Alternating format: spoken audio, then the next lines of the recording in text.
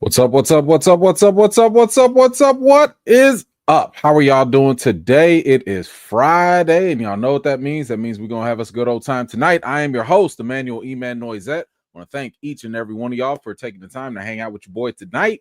We've got a couple of things to talk about. WB is up for sale, but things are a little fishy. So we're gonna talk about that. We got some what if Star Wars things to talk about. And yeah, we got I think we got some trailers also that we might be, if we got time, we'll get into those as well. And then we have some Stranger Things updates to talk about for season 5, to kind of get you all prepped up. But first and foremost, let us see who has made it out today. Let's give some quick shout outs to the folks that have made it out. I got, it's a bunch of y'all. Okay, first up, King Chad. Thank you so much for being here. Appreciate you so much. Pierre, how you doing? Thank you so much for being here. I thank you. Watt, what is up going? How are you? Is that Paulette? Good to see you. Shar, appreciate you coming through. Sam K, always a pleasure. Gray, good to see you. Wouldn't be alive without Ms. Harper. Thank you so much. Appreciate you there. MC, thank you so much for being here as well. Who else? I got the homie Treese. Good to see you, ma'am. Thank you so much for being here. Let's see, Tracy Ann, another homie. Thank you so much. Christy, good to see you. Let's see. D Ridley, good to see you. Thank you so much for being here. JN, appreciate you always. My man Nelson V is here. Good to see you. Theo, appreciate you. Good to see you. Amanda, always a pleasure. Thank you so much. CJ, appreciate you coming through. Black Prophet is here. Good to see you. Shogun, hello. Come on through. Kiki West, got that classic vet in the building. Good to see you. Soto, I appreciate you coming through. T-Ville, always a pleasure. My man Mike is here. Good to see you, man. Hey, man, how'd that date go? I remember. I know we skipped last week, and I apologize. The news was kind of dry. So I didn't want to bother y'all with like 10 little things to talk about. But I remember you had a little date night. How'd the date go, man? Just, hopefully some good news. Let's see who else we got. Callow, good to see you. Thank you so much. My man Raymond is back. Chill Spot, appreciate you coming through. My man Lou is here as well. Who else do I see? Omo, hello, good to see you. Or is that Boss, formerly known as Boss? I could be, I don't know. They changed up the names on me. I don't know why. Let's see. Mad, what is going on? Good to see you. Rizzo, appreciate you. Philroy, how you doing? Got the homie Rhonda here. Good to see you. Rabia, appreciate you coming through. Tyra, always a pleasure. Thank you so much. Tony, good to see you as well. Johnny, how you doing? Come on through. We got Kristen Pratt with the Mod Squad holding it down. Hope you had fun at New York Comic Con. Ray Guns, good to see you. Talented One, what is up? Andrew, how you doing? Mr. Leo, Jay, how you doing? Good to see y'all. And shout out to everyone that has made it out tonight. Guys, I really do appreciate y'all.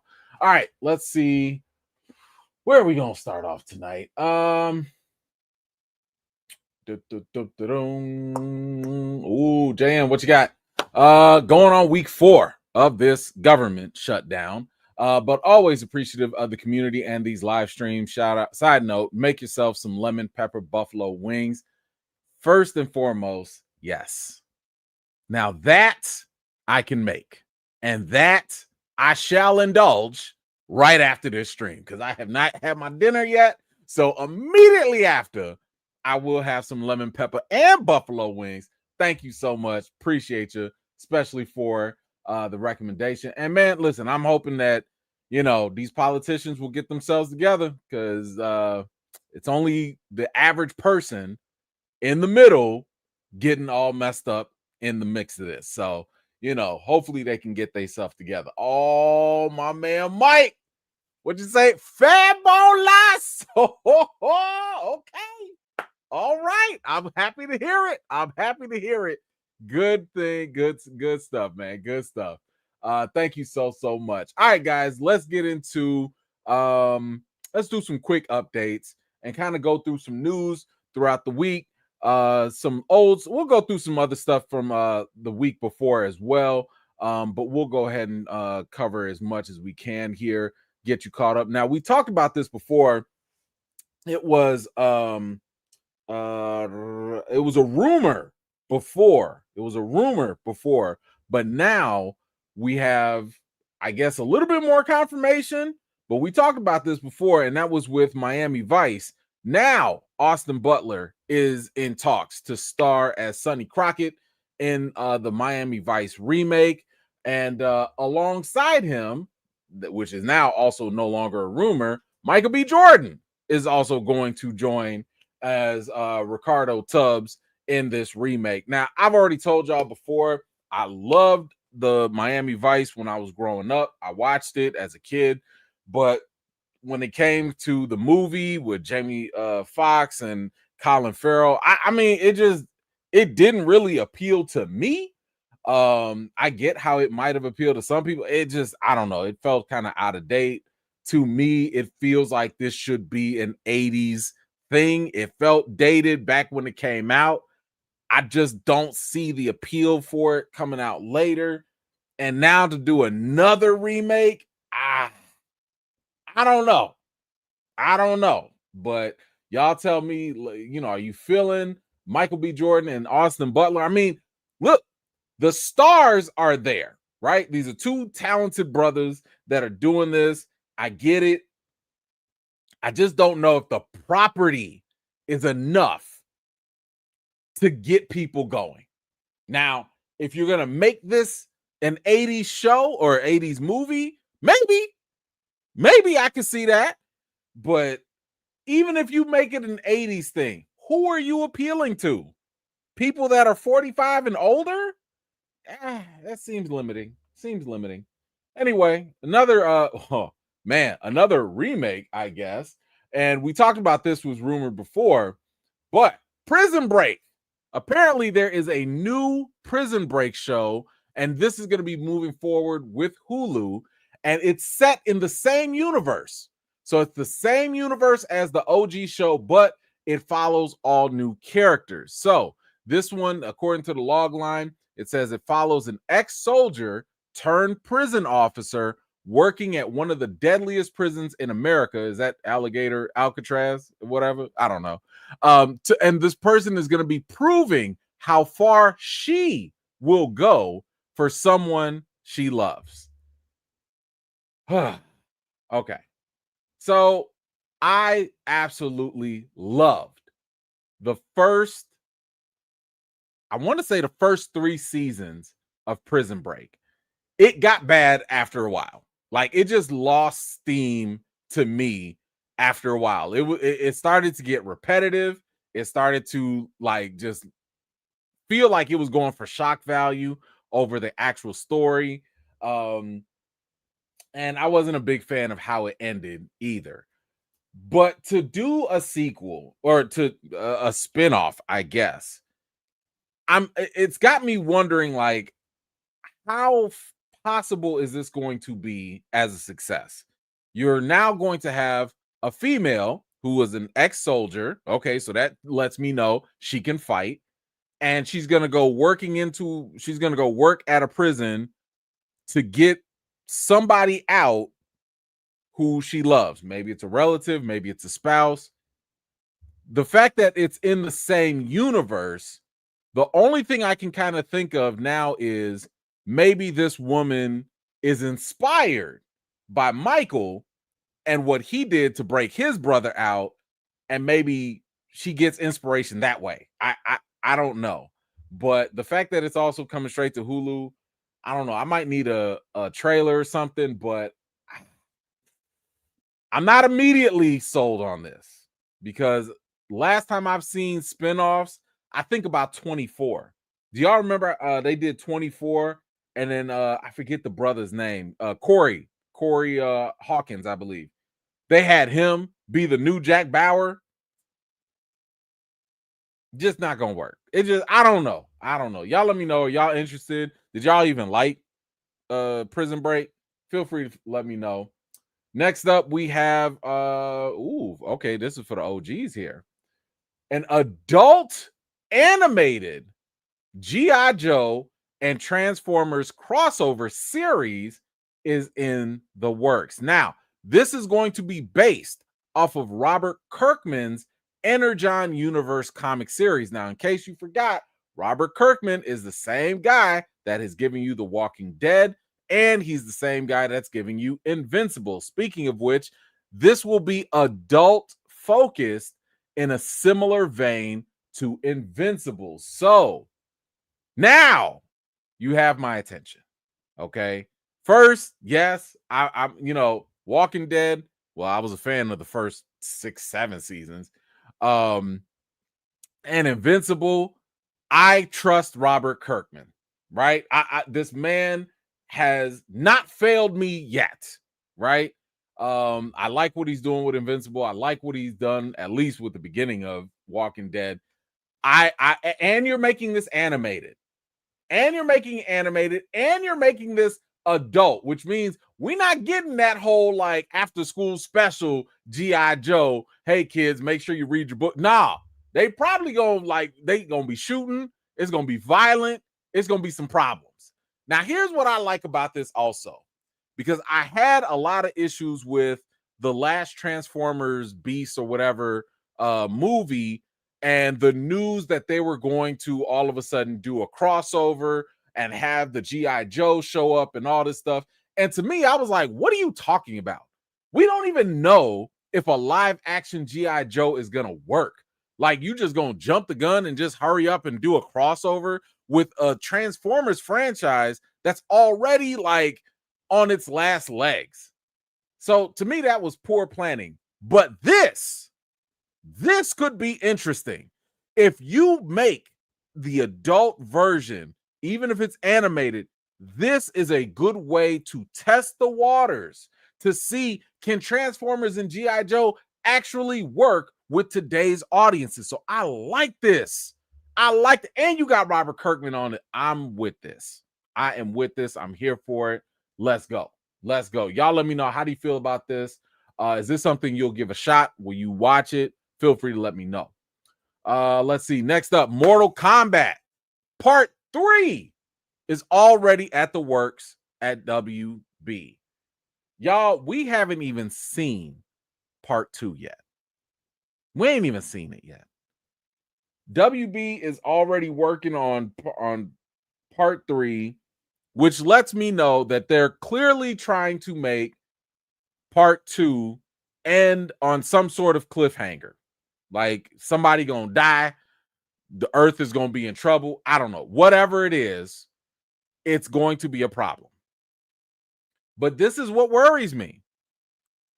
I remember y'all last Mortal Kombat movie, and you know what? For a little bit, I was good with it, and then I rewatched it, and I was just like, ugh. I liked what they did with Scorpion. I like what they did with Sub-Zero, but like everything else just did not work. And then, of course, we got the news of them talking about, oh, we're making it bigger and funnier. And I'm like, what? Like, I'm not going to Mortal Kombat for the jokes. I'm going for the fatalities and the brutalities. Ain't nobody showing up there for the friendship fatality. What are you talking about? No, I'm worried. I am worried. Because I think that the first movie, they thought they had a banger, and that thing had a whole lot of issues with it. I don't know. I don't know if this might be jumping the gun too. This might be a little early, but y'all let me know. Are you excited for a Mortal Kombat 3? Does this sound like it's a good move of confidence, or is it premature? Let me know. Next up, we have had this conversation a couple of times. There is a live action X-Men movie coming up. And with this X-Men movie, I've already told you I'm a little iffy on this.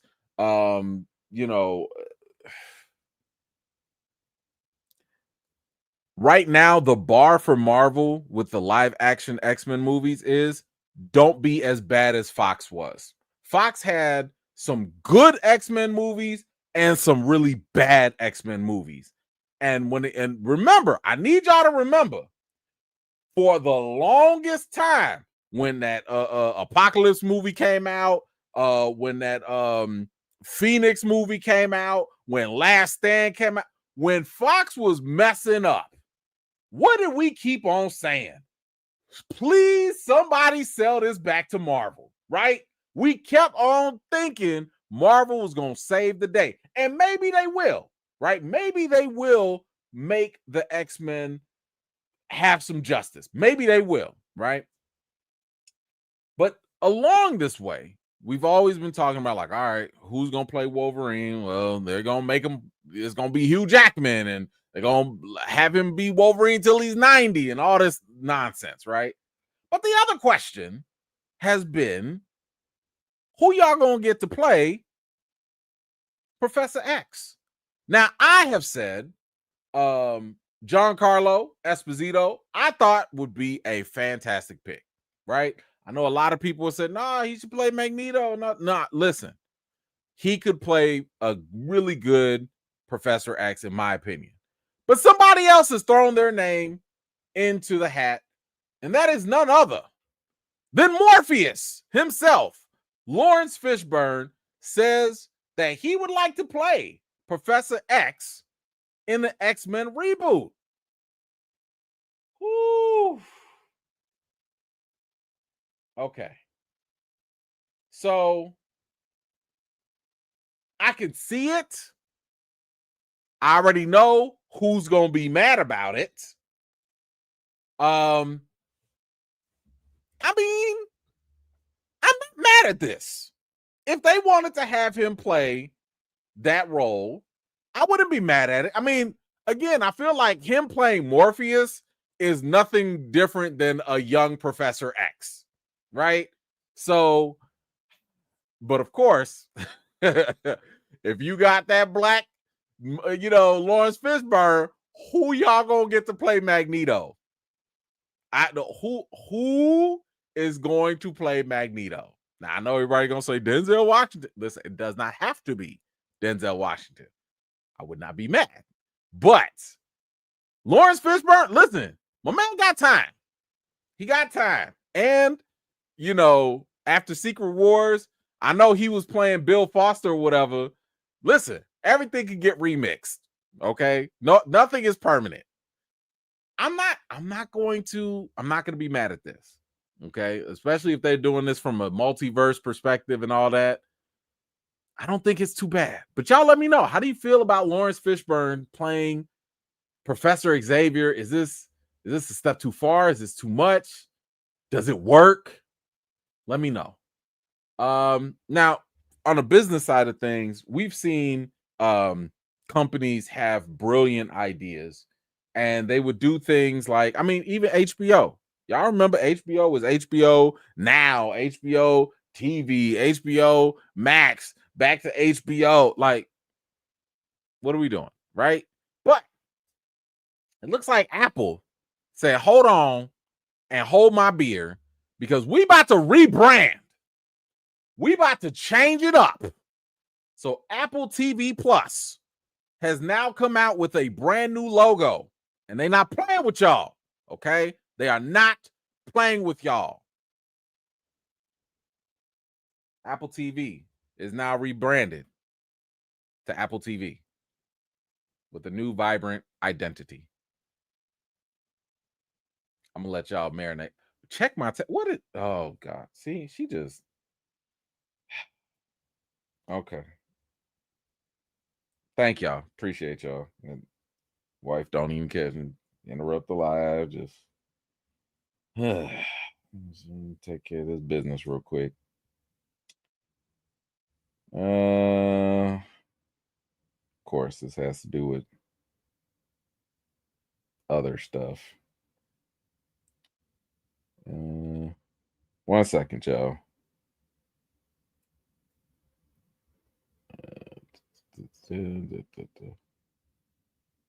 Okay.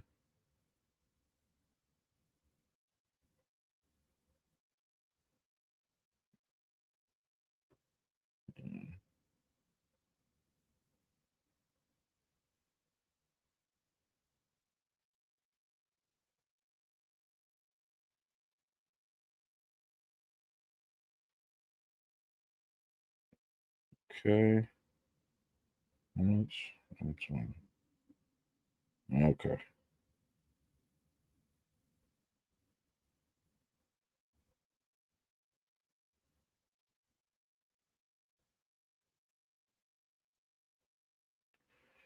All right.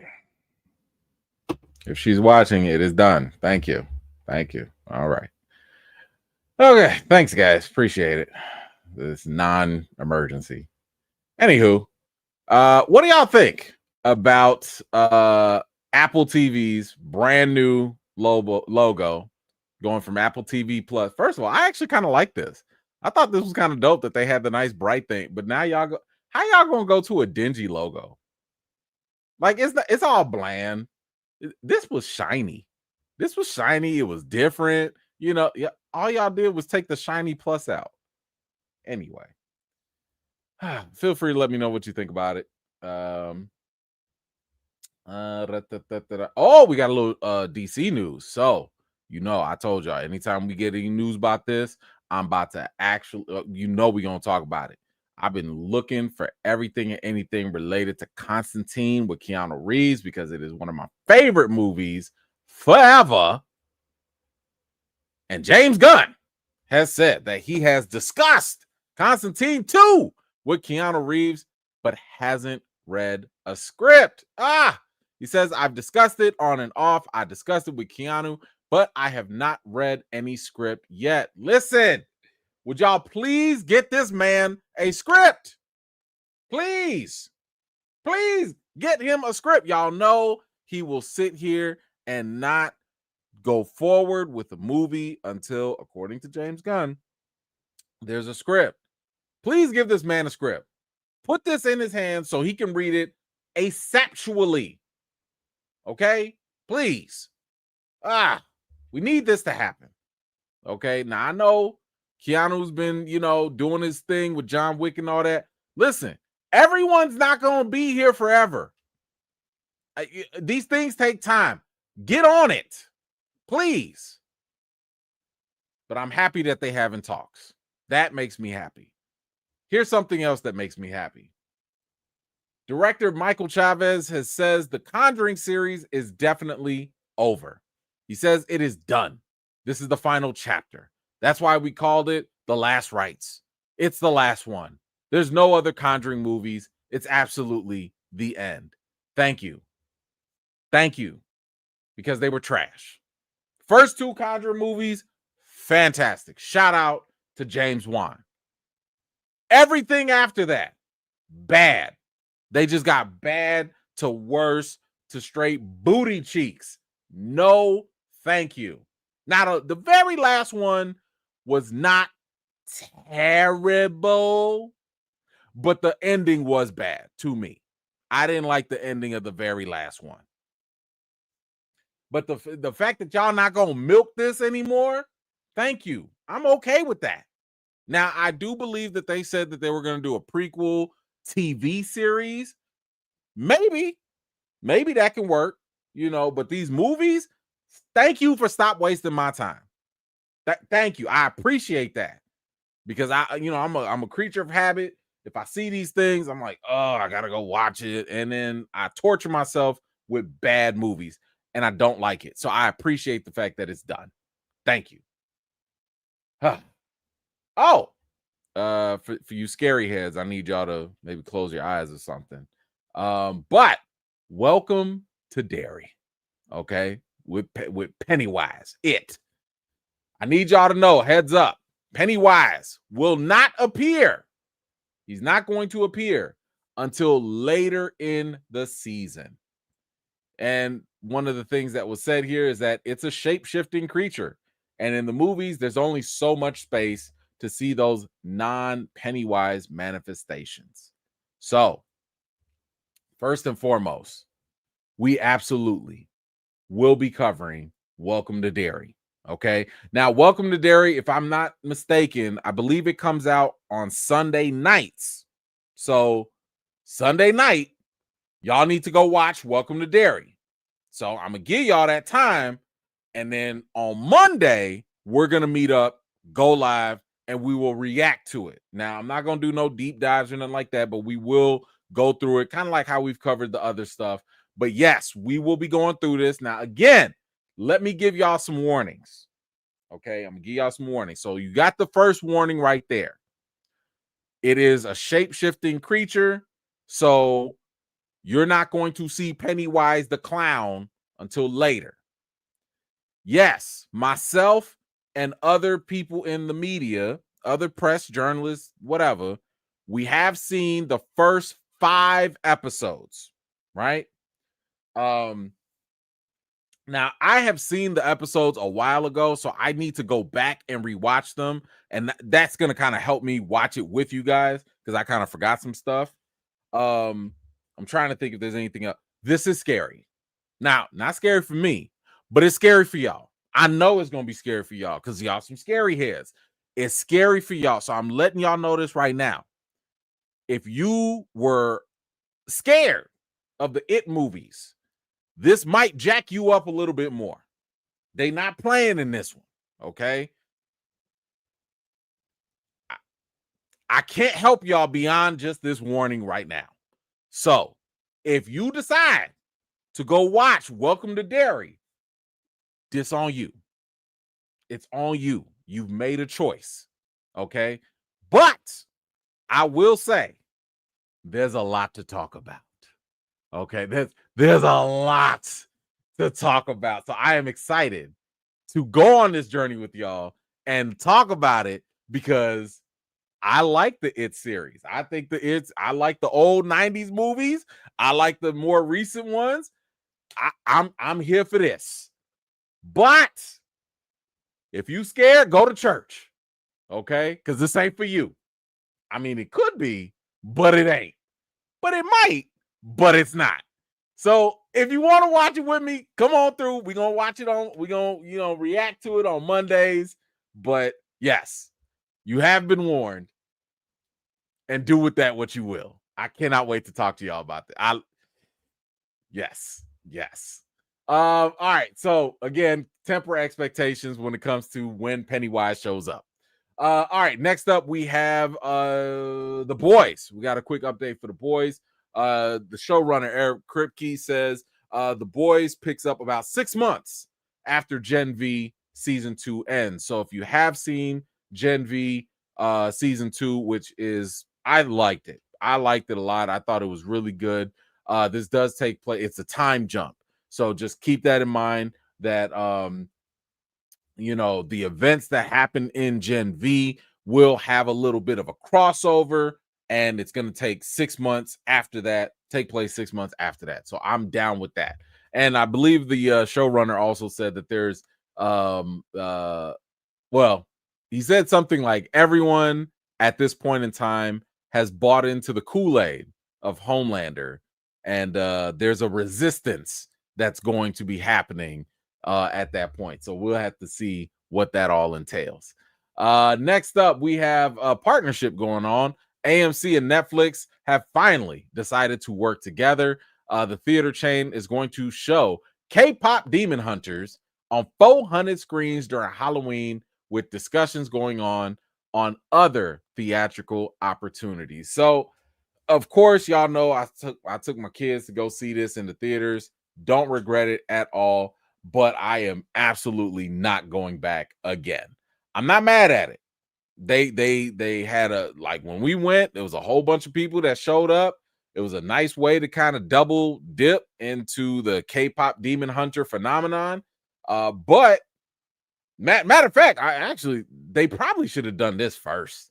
They probably should have made the first theatrical release for Halloween, with demons and all that. They probably should have done that. But, now they about to triple dip. They going back to that same well, and something tell me that somebody kid's about to drag them back into the theaters. Not mine.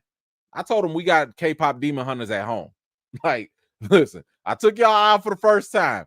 Okay, y'all got Netflix. My subscription is paid up. Y'all go ahead and watch that in your room. Okay, not downstairs because I'm gonna be watching football. Y'all go watch that in y'all room. Okay, we're not doing this again. So, but for those of y'all that might have missed out, now's your chance. Now's your shot to go see it in theaters. And it's a great movie too, by the way. It's a great movie, so don't feel like, you miss it, like it's going to be a waste of time. Next up, guys, we talked about the, what is it called? The I Play Rocky. That's going to be the biopic or the documentary pick or whatever, the movie about making the movie Rocky, right? So we found out we heard the story of the guy, what's his name? Anthony Ippolito. He took a shot, did his whole audition and everything, sent it to the show, to the peoples, and he got the role, right? And we talked about it. He looks just like a young Sly Stallone, right? He looks like a young Sly Stallone. But we got our first look at what he's going to look like in I Play Rocky. And look at this man right here. Look at this man. This is him playing Sylvester Stallone in I Play Rocky. Hey, I thought this dude was like a little, hey man, you been getting in the gym, dude? You been getting in the gym? Looks like Rocky to me. That, like, I almost had to do a little double take. Hey, okay. So now the real test, okay? Because it looks, my man's got the looks. He's got the ambition. It looks like he's been in the gym. I just need to know, do you sound like Sly? That's what I need to know. Okay, that I just need to know, do you have the Sly? Do you got the, hey yo, do you have it down? Adrian, can you do it? Because that's monumental. Okay, if you don't sound like Sly, but you look like him, it's gonna throw everything off. So I need to know, can you pull off a, yo, Adrian? Can you do that? You might even have to do the little slur on the side. You might have to, just drop the side mouth, something. But anyway, kudos to my man. Look, listen, man. Like, my man looks like he really been out here in the gym. Okay, golly, look at that. Just crazy idea. This man might have trained for this role. You know what? We're not gonna do it. We're not gonna do it. Not gonna do it. Not today. Not today. Let's move on. So one of the best actors of our generation, I think, classic, is about to jump into something that I'm a little questionable about. And it is none other than Jim Carrey. He is in talks to star as the lead in a live action The Jetsons movie with Colin Trevorrow. Trevorrow is in talks to direct. Okay. First of all, I feel like Jim Carrey can do almost anything, right? Jim Carrey can do whatever. But like, what was his name? George Jetson or whatever, the dad playing that. If that's who he's playing, I don't see how Jim Carrey is needed for that role. Now, I'm not going to doubt the film because we just saw Fantastic Four, right? Fantastic Four demonstrated that, hey, you can do something futuristic and kind of retro at the same time. And I guess I could see them doing something like that here. But I'm still questioning, like, why would Jim Carrey need to do this? Because usually a man of his talent is needed for something that I would say no one else could do to the same degree. I would love to see, like when we talk about him as the Grinch, when we talk about, to me, he can do almost anything that Robin Williams was able to do, right? Uniquely. I don't know if I'm not going to doubt it because Jim Carrey can do whatever. So I'm interested. I mean, look at what he did with Robotnik in the Sonic movies. He's done a great job. And honestly, at this point, I don't know who could play Robotnik as well as he did. So I don't know. I don't know. Yeah, the mask too. I would love him if he did the mask again. Like, and I feel like he could do it. I mean, if you he still got it. He's a lot older, but the man still got it. So we'll have to wait and see. But y'all let me know, how do you feel about the Jetsons movie? Is that something you're looking forward to? Live action? I'm kind of curious about what kind of animation, or not animation, what kind of technology they're gonna do, because think about it. The Jetsons came out what, in 60s, 70s or something? They was making Zoom calls before the internet. I need y'all to they were making Zoom calls before the internet. So to me, I'm looking at the Jetsons like, yo, what's going on? And yes, by the way, they had a whole Flintstones movie. Y'all missed John Goodman in his prime to do a crossover movie. Y'all could have had the Flintstones with Halle Berry, and y'all could have had the Jetsons with a young Jim Carrey, and y'all could have had the greatest crossover right there. It was a great crossover with the cartoons. Y'all see, this is what happened when y'all be sleep. Y'all be sleep at the wheel, Hollywood. Y'all want to remake everything and then miss all these windows. Anyway. Let's see. We got a couple comments here. DJ Payne, Charles, not Carlos. Yeah, that's we could have had him. Let's see. DJ again. I like oh, you meant Carlos, gotcha. I like Giancarlo better. Carlo is mad skinny. Lawrence is he needs to lose that weight, but I'd give it a chance. Just make it dope. I mean, I don't know if I don't think the weight matters with Charles Xavier. All you need is a bald head. That's all. He's gonna be in a wheelchair most of the time anyway. So, like, what's he got to do? Train to sit down? Like, yeah, just make him bald, and that's about it. So, I'm okay with either one. If Giancarlo wants to, if they pick him, I'm cool with that. If it happens to be Lawrence Fishburne, I'm fine with that too. No problems. Shogun, what you got? I think Fishburne has enough clout that they could pull it off, like when Sam Jackson played Nick Fury. I think so too. Yeah, no, I'm with you on that. I think that would be not a hard transition for him to make. I think it could work. All right, let's see. Oh boy. Let's talk about Jesus. Okay. We have talked about Mel Gibson's Passion of the Christ, the movie that made records. It was out there being one of the #1 rated R movies of all time, right? Highest grossing. And we know that the resurrection of the Christ is supposed to come out, I want to say, in 2027. And with that, it's also going to be we had what was the guy's name? Caviezel. Jim Caviezel was supposed to play Jesus. Now, he played him in the first movie. But the next movie is supposed to be a sequel and take place 3 days after. Passion of the Christ came out almost 20-something years ago. So, don't know how that was going to work. So, the question was, now that Jim Caviezel was not going to be in it anymore, who are they going to get? Who are they going to get to play the new Jesus?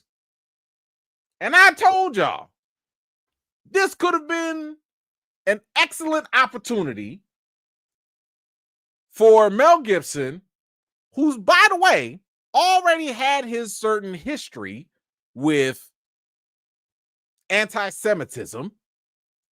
This could have been an opportunity to simply find maybe a more historically accurate looking Jesus.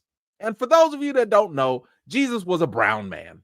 Okay, he was a brown man. Nah, he wasn't white, white with blue eyes and blonde hair. Nah, he wasn't some black, brother with a fro and a pick in his hair. No, he was a brown man from the Middle Eastern area. That's it, right? But as we know, Mel Gibson is going Mel Gibson. And we now have our new actor who has been chosen to play Jesus. And no, to my chagrin, it is not Ryan Gosling. Matter of fact, he's even whiter. Who is this man? Because this is your new Jesus. His name he is a Finnish actor, Jaakko Hotanen. Hotanen. Jaakko Hotanen, I think. Yes. This is your new Jesus. I had to go to this man's Instagram to see what this guy looked like. This is your new Jesus. This man, if not the epitome of whiteness, y'all went to the Finlands. Y'all went to the Finlands to find the Jesus. Like you just have to go a little bit closer to the middle of the East. You couldn't go a little bit more to the middle of the East. This man looked like he could be related to Thor. Y'all about to have a Thorish Jesus out there. Are you kidding me? In what world do you walk around and this man, you be like, hey, you know what? He look a little Jesus-like. Y'all went straight to the Caucasus Mountains and found your new Jesus. Now, here's the thing. I'm sure that this is going to be a big break for this young man. I think he's like 30-something. But I miss the days. I miss the days when actors would be like, you know what? Nah, not me. This should go to a brown-skinned person. I miss those days. But the sad thing is, we're also living in a time where even if he were to turn this down, another white, bright actor would step right in. So I can't blame him for taking the opportunity, because something tells me when he went to the audition line, he saw a whole bunch of people that looked just like him. I just have that feeling. But this is your new Jesus. And I believe this lady is also the new Mary Magdalene as well. Now, she look accurate. I'm okay with this. That's Mary Magdalene? Okay. Let's see. It says the resurrection of Christ will be split into 2 films. So you get a 2-parter. Each part is going to be set to release in 2027. Now it says here, because this is according to some source, because of the time frame in which the resurrection of Christ takes place, only 3 days after Christ's crucifixion, it made sense to recast the whole film. A source said to Variety. Now, they would have had to do all this CGI stuff, all this digital stuff, and de-aging and all that, and that would have been very costly. Yeah. And the funny thing is, y'all also could have went and got a brown-skinned Jesus. Like, if you were going to recast anyway. For the actors that you have gotten older in 20 years. So if you were going to recast, there's no reason for you to sit here and be like, man, we got to find somebody that look just like Jim. No, you don't. It's already recasted. Man. Anyway. Now, don't get me wrong. I am not shocked by this. I'm not greatly disappointed. I did not have any high expectations that the Trump-appointed ambassador of Hollywood, Mel Gibson, was going to get wokeified and DEI Christianity. I did not expect that at all. But, here we are. Here we are. Anyway, guys, y'all let me know, how do you feel about getting a finish Jesus from the Finlands? How do you feel about the new choice for the Passion of the Christ sequel? Feel free to let me know your thoughts in the comments down below. Let's see what else we have. I think we have some Coogler news. Yes, I think so. Okay. Ooh, what we got? Shogun, what you saying here? I feel like there's going to be a lot of embellishing what Christ's resurrection would be. It's an important event, but not as in depth in the Bible. Yeah, I mean, I think he is going to be pulling from um other areas from I'll say Christian mythology, more so of like, let's pull stuff that might not be in the Bible, but might be believed maybe by Catholicism, and things like that. So, for example, I know that there was talks of something like, um, what was it? It was like Jesus's 3 days in hell. Like that could be part of one of these movies. Now is that widely descripted? Not exactly, but you know, that could be what he takes creative liberties with in the film. But yeah, I'm with you on that. Thank you so much. All right, let's move on. We have got a Coogler update. So one thing's for sure, Sinners has still been going strong.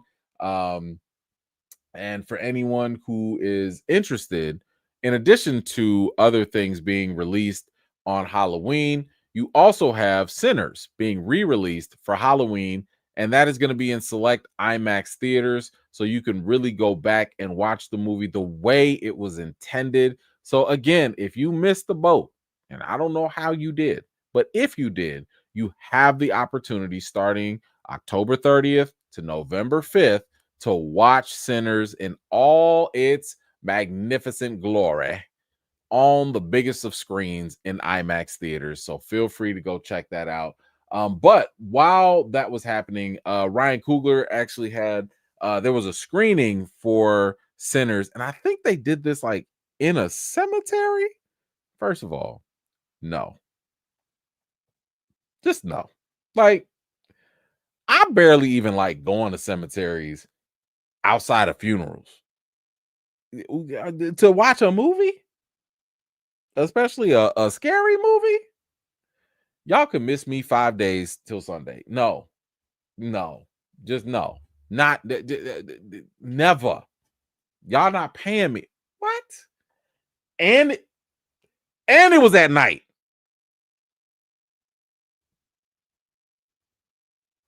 Never.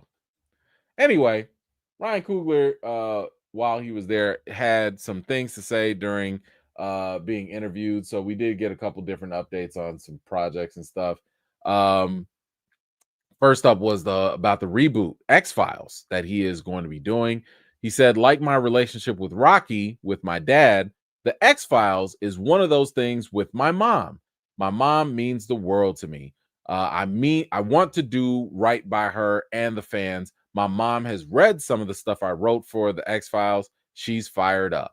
Now, here's a fun little thing. And I mean, I don't know if it's confirmed or not, but if you watch Ironheart, which Ryan Coogler did produce, Ironheart, Riri Williams, her mom was a fan of X-Files. She was watching X-Files. So I'm assuming that was a little kudos that he maybe had in there for his own mom. And I've been a fan of X-Files too. Like, I remember binging the whole series. It was a long time ago, so I don't remember everything, but I liked it. Like, X-Files was so good. And the movies also, that was a good show. So I am very excited to see what Coogler has up his sleeve for that. Next up, Daniel Deadweiler is being eyed to star in the reboot, but of course, that's not confirmed. And he said, I can neither confirm nor deny. And the same goes for possible appearances by X-Files stars Gillian Anderson and David Duchovny. Now, first of all, if you don't have Scully and Mulder show up, if they don't show up in an X-Files reboot, throw the series away. Throw it away. Throw it away. I don't know. This needs to be a requirement, especially if they are alive and well. What are you doing by wasting that opportunity to draw in old fans for a potentially, successful thing that could bring in new fans? You bring them back. I don't care if they are the cash register, or the cashier. I don't care if they are, man. First of all, what you need to do, you need to have David Duchovny's character, Mulder. You got to have him be the new Man in Black. You got to make him the new Smoking Man. Remember the Smoking Man? He got it. Listen, I need to see Mulder just out there, just messed up from all them years. And he's leading his own division of please. What? Oh. And I need Scully. I need her to be on an island somewhere where she's like, yo, I don't mess with this stuff. Leave me alone. But I'll give you some information. I just need a guest appearance by either one of them. This would be amazing. I would love that. I would love that. But anyway, what was the other dude? Okay, if y'all don't want him as a cigarette man, what was the other guy? He was the bald dude that was always like their superior or whatever. Could Mulder play him? Could he? I just want Mulder back. I don't want him to be some retired agent out in the woods. Actually, that does sound more like Mulder. Like he would just be in the woods, living off the grid. The director, Skinner. Thank you, Skinner. Yes. Could Mulder be Skinner? Man, listen. There's a lot of potential there. There's a lot of potential. I see it. I think I can. I'm watching this. I love the X-Files. I'm watching this. Anyway, Coogler goes on. He was asked about Michael B. Jordan, and he was asked about whether or not, Michael should be in the running for an Oscar for Sinners. And, because Sinners is getting a little bit of Oscar buzz. And Coogler said this: I do think he stepped it up to another level on this. We asked him to do the difficult thing, technically playing two different characters, but it also was a performance that we needed to have the backstory that we had before to pull this off. To see him recognized by his peers and other folks in the industry, I know that would mean a lot to him. So, I would not mind, and I think it would be perfectly fair if Michael B. Jordan were nominated to be for the Best Actor award, right? But I'm nervous. I'm nervous with this Academy. I'm nervous with his,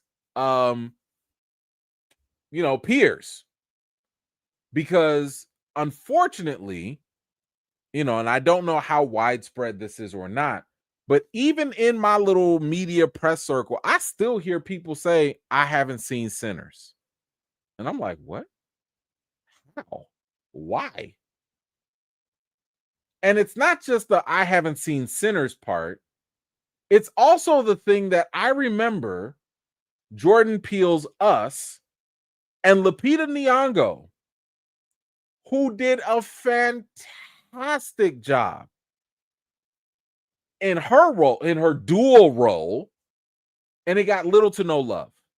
Somebody double check it. I don't even know if it got, did Lupita even get nominated for Us? I don't even think she did. But either way, she should have won that year. She should have won that year. Lupita did an amazing job in Us. Now, Us might not have been the best movie, but for what she did in those roles, and they still couldn't give her enough love for that. It makes me question if Michael B's gonna get that kind of love too. I don't know. Something tells me that they'll be like, nah, we got to give this to Leonardo DiCaprio, which I don't think they should, but I don't know. I don't know. But of course, Ryan Coogler is gonna be and Michael B's, he's gonna have his back. I get that. But anyway, y'all let me know. What are you thinking about the X-Files? Do you think Michael B. Jordan should be nominated? Should he win for an Oscar for Sinners, Best Actor? Feel free to let me know your thoughts in the comments down below. Shogun, what you got? Could Mulder be Skinner? I don't know. Skinner was the FBI director in charge of the whole thing. Mulder would be in too deep with the alien stuff to lead. See, but that's what I'm thinking though. I'm thinking like Mulder could be the change from the inside, right?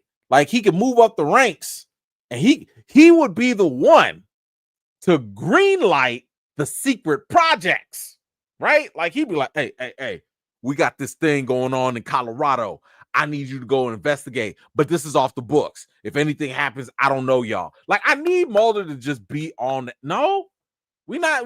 Oh, fine. Mulder doesn't have to be Skinner. Fine. Let them have a little more opposition. That's okay. All right. Let us move on. We got a little. Let's get into some DC stuff. The Flash. Y'all remember The Flash, right? Starring Ezra Miller. And how big of a colossal flop that movie was. I mean, that movie was so bad. Like, it was, they had to have a flash sale. Correct me if I'm wrong, but did they not do something where it was like, if you buy a ticket for this movie, you can get a free ticket for the Flash? Or it was some weird thing that I had never seen for a movie before, where the Flash, they were begging people to go watch this movie. And for those that did watch the movie, yikes. Now, I'm not going to go through the full litany of issues surrounding this movie, outside of the fact that it had been in production hell for a long time. And a lot of that was really because of the antics off the screen of Ezra Miller. Ezra Miller has done so many things, all the bad things, right? Being an international terrorist, holding people hostage, allegedly, endangering children. Like, the list is so long. It's ridiculous. Feel free to go check my other videos to figure out all the crazy stuff Ezra Miller has been involved with. And all these things have impeded the film one way or another.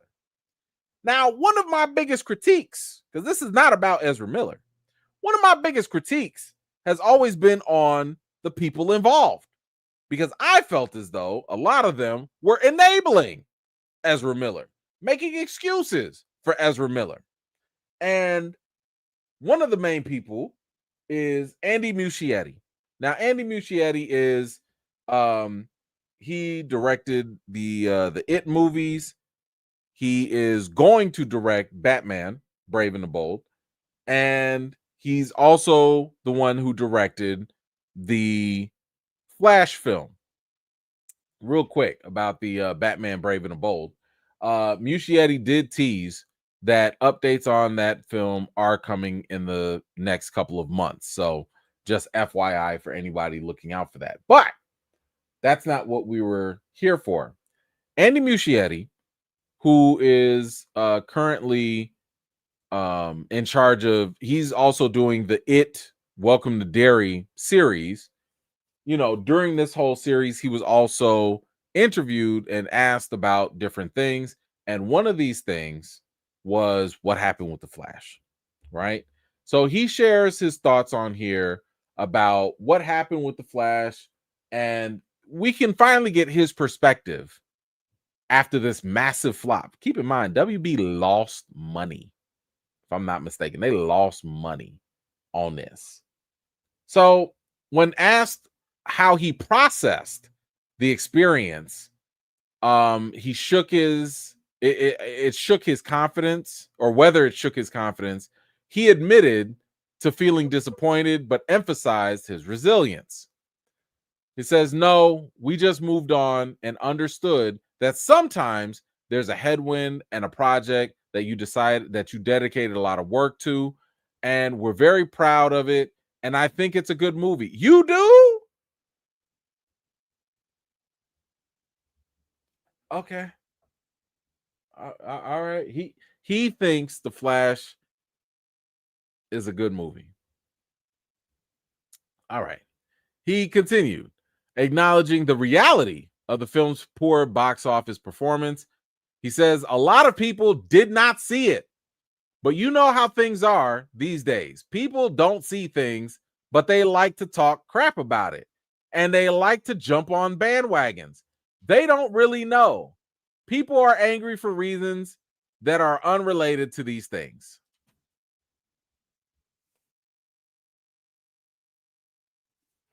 You mean to tell me that this man is going to say the reason why people did not watch The Flash was because they just heard that it was bad, because they didn't watch it?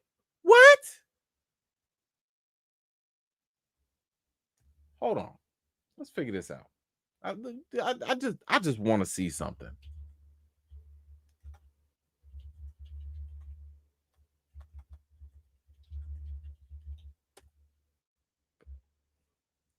Let's see this.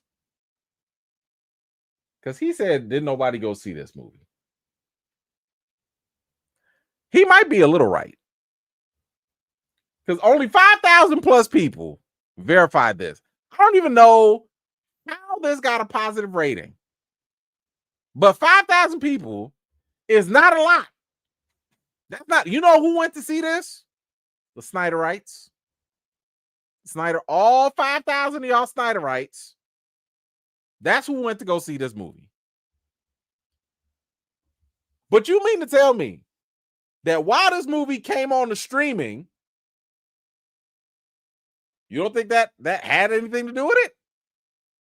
You don't think that people like actually trust their friends, trust their family to sit there and be like, "Oh man, everybody said it was bad. No reason for me to go see it."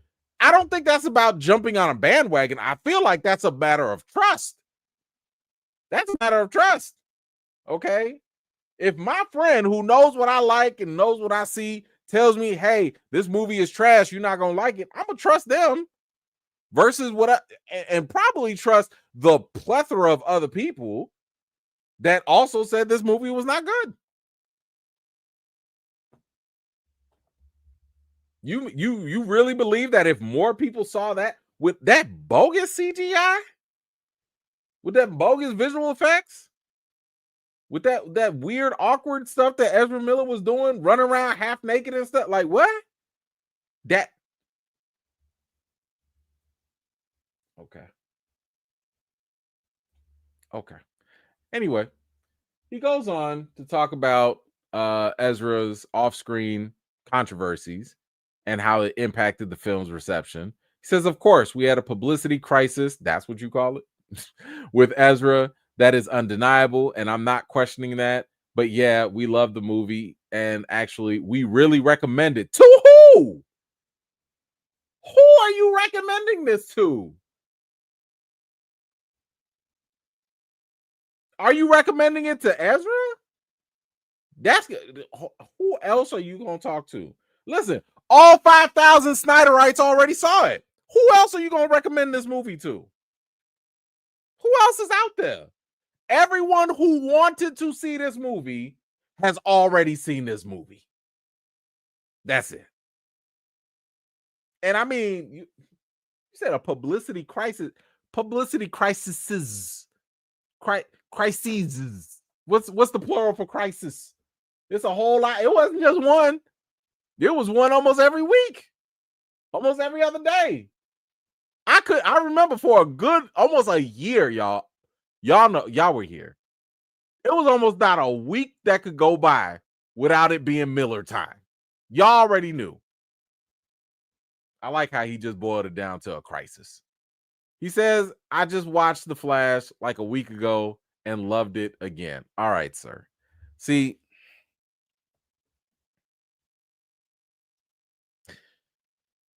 let me say this. I I've actually had the opportunity to talk to Andy. Now, I had to do it for interview for the Welcome to Derry series. I had a great question, y'all. I had a great funny little setup. It was a great interview question, but they only sent out the audio. So nobody will ever be able to see that amazing interaction that we had. But so I got a chance to talk to Andy. And I like him. Like Andy seems very cool. He seems very with it, all of that. But sir, I feel like you're gaslighting. I feel like you're gaslighting because it's hard for me to trust a director to look at a property and be like, I love this. It's everything else's fault why this failed except my own. Right? I mean, if you love it, fine. But I'm saying you cannot sit here and act like this movie was like so good. And if only more people had seen it, sir, we saw it. We did see it. And it did not work. It did not.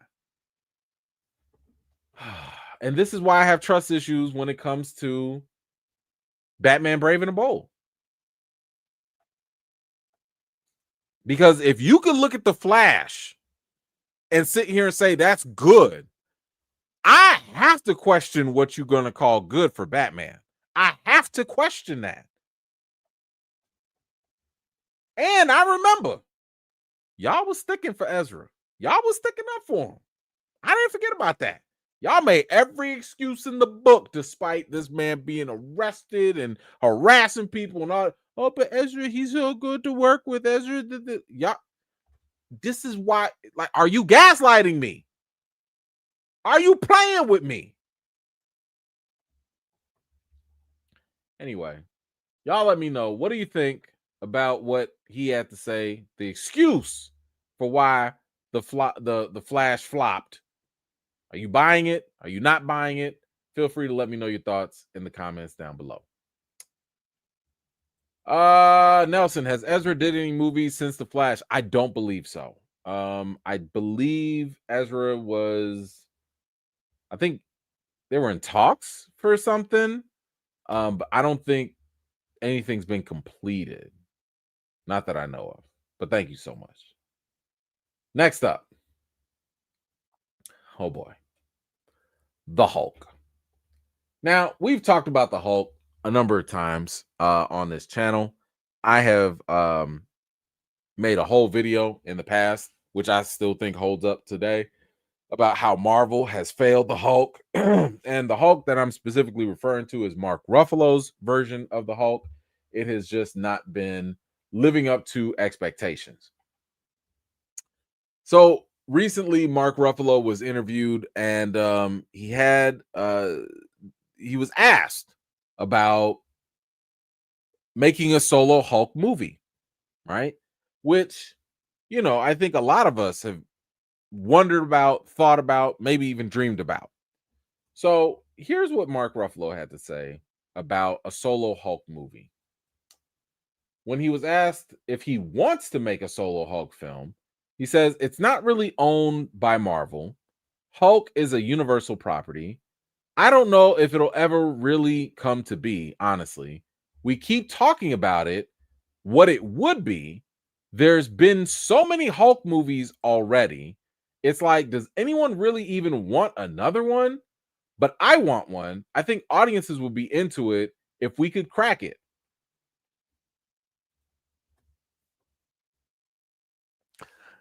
I don't know if he's gaslighting at this point. What do you mean? Does anyone even really want one? It's all we've been asking for. All we've been asking for is a solo Hulk movie. But not only that, we've also been asking for the real Hulk to show up. Sir, this makes me question, how in tune are you? Now, here's something else. And I'm going to hope that maybe this is just a situation where Mark Ruffalo just doesn't know. Maybe he just doesn't know. Because it was already reported that when Universal, and he was right about this, Universal used to own the rights to the Hulk, but that expired almost 2 years ago. Universal, when they bought the Hulk, the rights to the Hulk from Marvel, because Marvel was going bankrupt, they bought it for 15 years. Those 15 years expired June of 2023, meaning Marvel can make a standalone movie if they want to.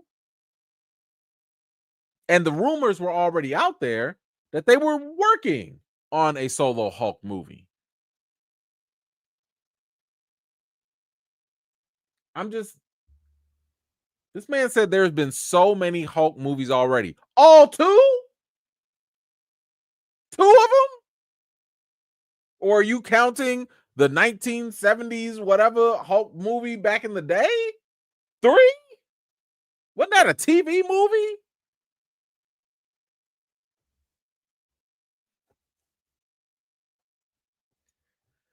I need someone to have a conversation with Mark Ruffalo. I feel like Mark Ruffalo is a good, kind-hearted person. I see this man on social media. He wears his heart on his sleeve. He's an activist trying to fight the good fight. I totally feel like Mark Ruffalo means well. But I also feel like Mark Ruffalo does not know what people want from the Hulk. I think Mark Ruffalo has an idea of what he likes about the Hulk and what he might want to see in the Hulk. If you think about it, it was reported that him and Kevin Feige sat down, and all these little instances of the Hulk that we got in Thor Ragnarok or, in Infinity War or whatever, all those little things came between Mark Ruffalo and Kevin Feige trying to tell little stories of the Hulk, Age of Ultron, right? So all those things we saw with the Hulk, because he couldn't do a movie back then, a lot of that came from Mark Ruffalo, or at least he worked on that. I don't think this man understands it. I feel like people be trying to reinvent the wheel. And it's kind of like, all we need you to do, you got this big green monster dude. All he got to do is smash things and get Mo mad. That's it. It's not hard. Oh my God, this is about to make me mad. Hulk should be even easier to do than Blade. The fact that Marvel is struggling, it feels like y'all struggling. It feels like y'all don't understand the assignments. Hulk and Blade should be the easiest thing that a 19-year-old fresh out of college or fresh out of school screenwriter should be able to make. Like that y'all should be on part 5 of a Hulk movie right now. That's how easy you could kick out the Hulk versus this guy, Hulk versus that guy, Hulk versus this planet, Hulk versus this group of people. Easy. Ain't nobody here to watch Hulk give Ant-Man some tacos. Don't nobody care about that. I don't want to see no Joe Fix-It either. Don't give me that either. Give me a Hulk that can smack. Bro, if y'all don't go watch the Ed Norton Hulk, the movie was not very good. I could say that. But damn it, that's still the best depiction of Hulk we've ever seen. Just that. This man took 2 cars and said, boom, boom, let's go. Ah! He said Hulk smash. He said Hulk smash. Has Mark Ruffalo's Hulk ever said that? Like, I'm racking my brain now. Has he said Hulk smash or did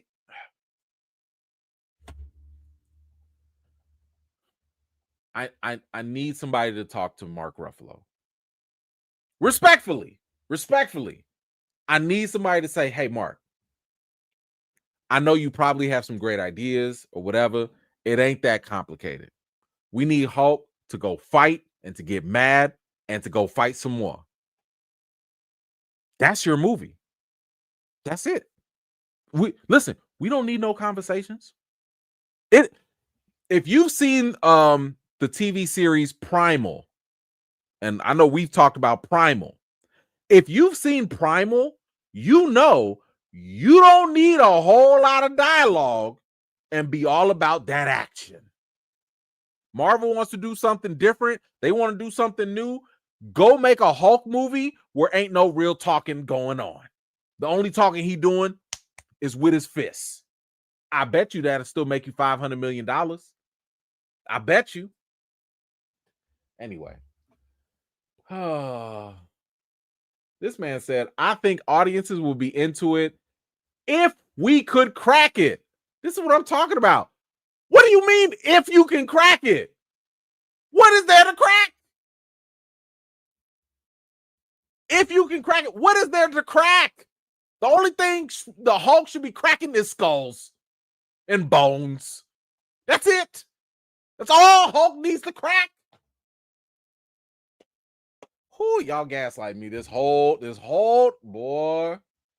Y'all let me know. How do you feel about a Hulk movie? Is this something that you would like to see? Is this something that is needed? Feel free to let me know your thoughts in the comments down below.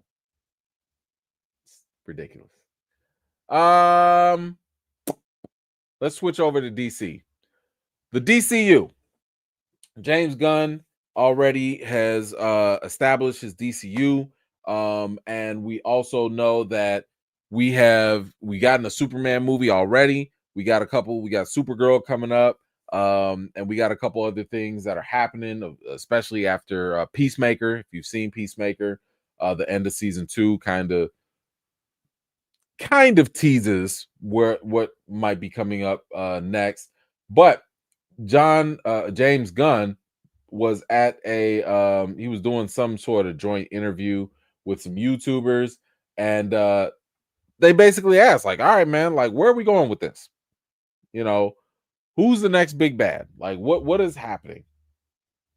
And if you think about it, we do have what is it, The Man of Tomorrow, which is going to be the sequel or a separate movie. I don't know if it's a sequel, but it's the next follow-up after the Superman movie that he just did with David Corenswet. And that one is going to have Lex Luthor tag teaming with Superman to deal with a bigger threat, which I think the cat's out of the bag. That's going to be Brainiac. But is Brainiac going to be the bigger problem for the DCU? Personally, I don't think so. Brainiac is usually a Superman problem, and that's about it. That he's only regulated as Superman for the most part. So I don't think that the new big bad for the DCU is going to be Brainiac. But we can also rule out another big bad, and that is going to be and James Gunn weighed in on who we can expect not to show up. And he says using Darkseid as the big bad right now is not necessarily the thing. He goes on to give a little more detail. It says, first of all, there's Jack Kirby's whole world, which he created, which is totally fascinating. So that's a huge, that's when he was asked about what he thought about Darkseid's character. So that's a huge part of it. It's the new gods in general. That is, to me, so interesting, which we're dealing with Mr. Miracle. And I have a screenplay that I haven't read yet on my shelf right now. So there's that aspect of it. First and foremost, I think that would be kind of interesting to see a Mr. Miracle movie or something like that, I think that could work. And doing something with the New Gods. Keep in mind, Ava DuVernay was supposed to do a New Gods movie, but that fell through. But then he goes on to say, and then there are aspects of Darkseid in Thanos who are obviously very similar. They look very similar. And because of that, to give you probably more of an answer you're expected, using Darkseid as the big bad right now is not necessarily the thing for a lot of reasons, because Zack Snyder did it so cool in his way, and because of Thanos in Marvel. I can understand why that's the case, right? I mean, James Gunn is basically saying, like, okay, we now, first of all, Zack Snyder did that in 2016.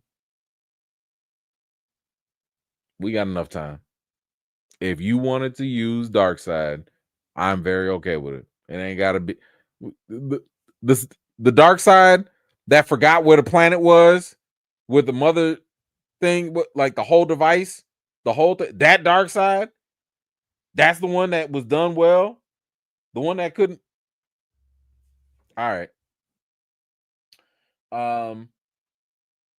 Not to mention, you can always make your Darkseid just look different. The Darkseid from Zack Snyder's thing, to me, it was kind of a CGI mess, but whatever. So Darkseid is not there. And yeah, I do understand also that you don't want it to look like Thanos, because Darkseid, Thanos, they've always been kind of similar to one another.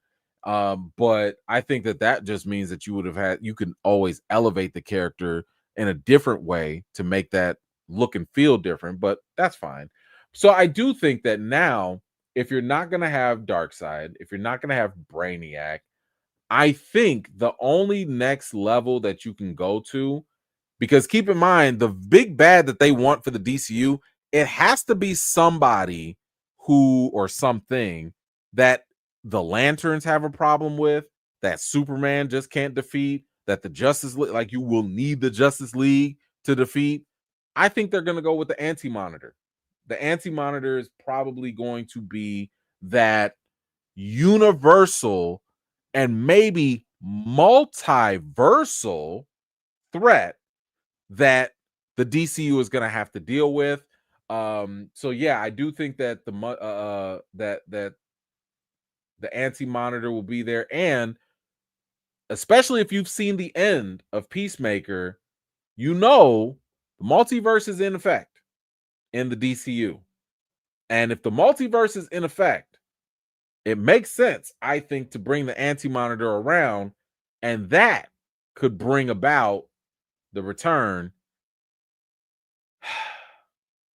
of the Snyderverse. I could see that. So, we'll have to wait and see. But you guys let me know. Do you think that's a good idea to not use Darkseid?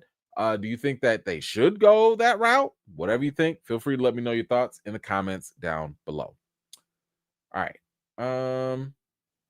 Let's move on to some Star Wars. So, Star Wars has a long history of good and bad. It's got a very mixed history, right? You've got the classic trilogy that came out in the 70s, 80s. And of course, you got the prequels, which people didn't really like, but then now they kind of sort of like. Then you got the newer trilogy that, started off decent with the New Hope, but then it just died. It went down. So yeah, after that last what was that, the Rise of Skywalker or whatever, after that was no, just no. Then of course it has been since 2018 since we've had a Star Wars movie. 2018, for a $2 billion per movie franchise. We have not gotten anything else. We've gotten TV series. We are going to get the Mandalorian and Grogu movie. We'll see how that does. But everything else, with all the directors, all the writers, all these people that were announced in all these coulda, shoulda, woulda movies, Supposedly there are 3 movies by what Mangold and some other directors that maybe we'll get it, maybe we won't. Who knows? And I've already told y'all, until I see a trailer, I don't believe it. Right? Until them tickets go on sale, I don't believe it. But we've gotten a couple reports now that of some movies that we could have gotten, right? And this one, I don't think we have too many details on this specifically, but this pissed me off because David Fincher reportedly pitched a Star Wars film set after The Rise of Skywalker. And here's the thing, all he wanted was final cut. He just wanted the ability to have the final say on the final product, and Lucasfilm said no. This is reminiscent to me of the James Bond movies and how the franchise said, "Hey, Christopher Nolan, we know you're one of the best directors out there right now, but we're not going to give you final cut. Because if this movie's going to get jacked up, we want to be able to jack it up ourselves. Because, we did such a great job with the last trilogy. We don't want you to have final cut." I need y'all to remember who David Fincher is. David Fincher has given you episodes of House of Cards. He's done Gone Girl. He's done The Social Network. He's done The Girl with the Dragon Tattoo, The Curious Case of Benjamin Button. He did Zodiac. Okay. He did Panic Room. This is the man that gave you The Fight Club. He gave you The Game. He gave you Seven. He gave you Mindhunter. Who are y'all to tell David Fincher no? David Fincher, who's arguably going to go down in the Directors Hall of Fame. He wanted to make a movie for y'all after you done bombed in the theaters and you gave us crap. One of the best directors right now was about to give y'all something, and it's not like you didn't like the idea or nothing like that. You just didn't want to give him final cut.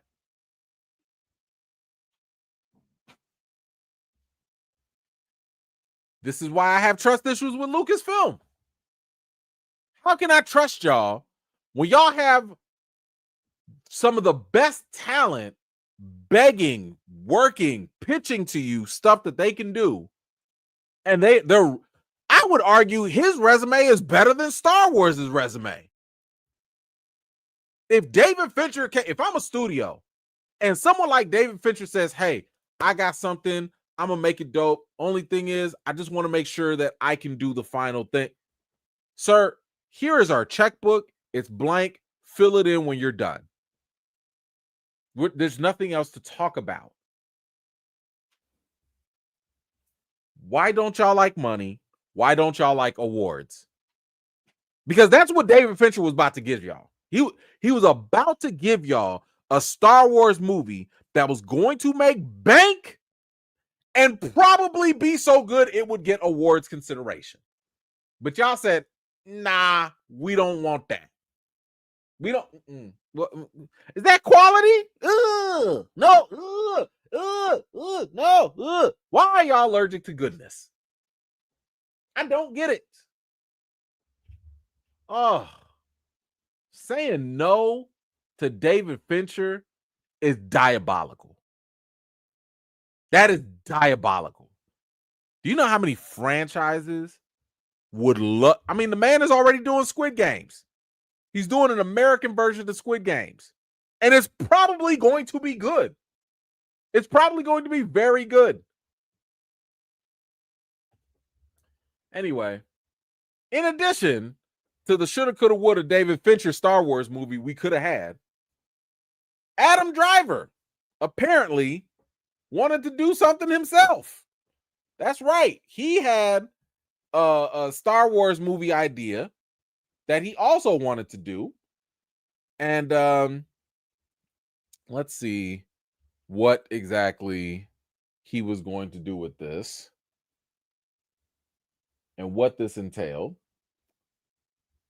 It said that him and Steven Soderbergh developed a script called The Hunt for Ben Solo. The film would have taken place after the events of Rise of Skywalker and followed Driver's Kylo Ren, or Ben Solo, on a search for redemption. Okay. So Driver said, I always was interested in doing another Star Wars. I had been talking about doing another one since 2021. Kathleen Kennedy had reached out. I always said, with a great director and a great story, I'd be there in a second. I'd love that character and love playing him. Now, Driver described the film as handmade and character driven, comparing it to a 1980s The Empire Strikes Back. All right, now, first of all, hold on. Slow down. Comparing things like this to The Empire Strikes Back, which a lot of people revere as one of the best Star Wars movies ever. It's a lot of big talk. That's a lot of big talk, sir. Okay, I need y'all to slow down with these comparisons. Just slow down. Y'all be so quick to be like, man, this is just like Captain America, Winter Soldier. Shut up. Man, this is just like Empire Strikes Back. Please sit down. I've said this before, and I'll say it again. When it comes to these kind of comparisons, let us do them. Let us, the viewers, the audience, let us make those comparisons for you guys, because every time y'all sit here and do this stuff, y'all set these bars at these unrealistic levels, and y'all mess it all up. Anyway, now both him and Driver and Soderbergh, they pitched The Hunt for Ben Solo to Kathleen Kennedy, Dave Filoni, Carrie Beck at Lucasfilm, and they loved it. They loved the idea. However, when they took that script over to Disney, they was shut down. Driver said, we presented the script to Lucasfilm. They loved the idea. They totally understood our angle and why we were doing it. We took it to Bob Iger and Alan Bergman, and they said, hell no. They didn't see how Ben Solo was alive, and that was that. So, I don't know if y'all recall. Now, I have not seen The Rise of Skywalker since I've seen it in theaters, right? I have no desire to go back and watch that bad movie. And I had to really sit there for a second, and I was like, wait a minute. What happened at the end? Like, I remember, Rey was fighting Palpatine, and Kylo came up, and he like force healed her and stuff like. And I was like, so did he like pass out or something? Did like maybe he got stabbed, with the lightsaber, and maybe I'm sitting here thinking like, what happened to him? And yeah, could he come back? Do y'all remember what happened to Kylo Ren? I know my Star Wars fans knows. I just went back and looked at this because, again, I'm not watching that movie. But I just looked at a clip. Do y'all remember after he force healed Rey, this man passed out, laid down, died, and faded away? This man became one with the Force. How the hell do you come back from that? Wait. So maybe Bob Iger and them, maybe they're not off with this. Because my question is, that should have been the very first thing that you established. Forget the comeback redemption tour. Okay? Forget all of that. Oh, Ben, he's going to come back and he's going to get the Force and he's going to be good. Forget all that. How this man alive? If y'all couldn't figure out how to pitch to the CEOs, here's the thing. The CEOs, Bob Iger and them, they are your general audience. They are the guys who might not read all the comic books. They might not know all the they watch the movies. They might not know all the deep stuff and all that. So, of course, you go talk to a nerd like Filoni. Of course, he going to be like, yeah, sure, whatever. The Force. Yeah, he came back, whatever. If you can't convince that old man up there, how the hell did Ben Solo go from fading into black to coming back? It's not going to work. Because I got questions too. We done seen, what's that? Ben faded in the first movie, he gone. Luke faded, he gone. Yoda faded, he gone. Everybody that's faded in Star Wars then became one with the Force, and they gone. How the hell Ben come back? I mean, seriously, how do you have this movie? I don't even know how you advertise this without showing how this is possible. It don't make sense. So, did he become one with the Force and then stop being one with the Force? Like, I'm not mad. I'm not mad at. You know what? Maybe this was something right to knock out. Maybe it was. Because clearly, remember, Star Wars is always meant to be made, according to George Lucas, for 12-year-olds. If you can't explain this in a way for 12-year-olds to understand, how did Ben come back? You don't have a movie. Now, on the flip side, it is true that multiple people that have died in Star Wars have come back. But if you gonna sit here and pull a stupid Palpatine, some way, somehow, Palpatine survived. If you gonna say, well, some way, somehow, Ben Solo survived, you don't have a movie. You just don't. So, Adam Driver, it was nice. I'm sure you probably had a great little idea for a minute. This is not happening. It's not happening. So anyway, y'all let me know. Is this something that y'all would have been interested in? Is this something that you would have wanted to see? Does Ben Solo need a comeback? I don't know. Feel free to let me know your thoughts in the comments down below. Star Wars. Boy, y'all always be trying something. Always trying something. Oh, snaps. Hold on 1 second. I got, what's this? Oh man, Alan, thank you so much.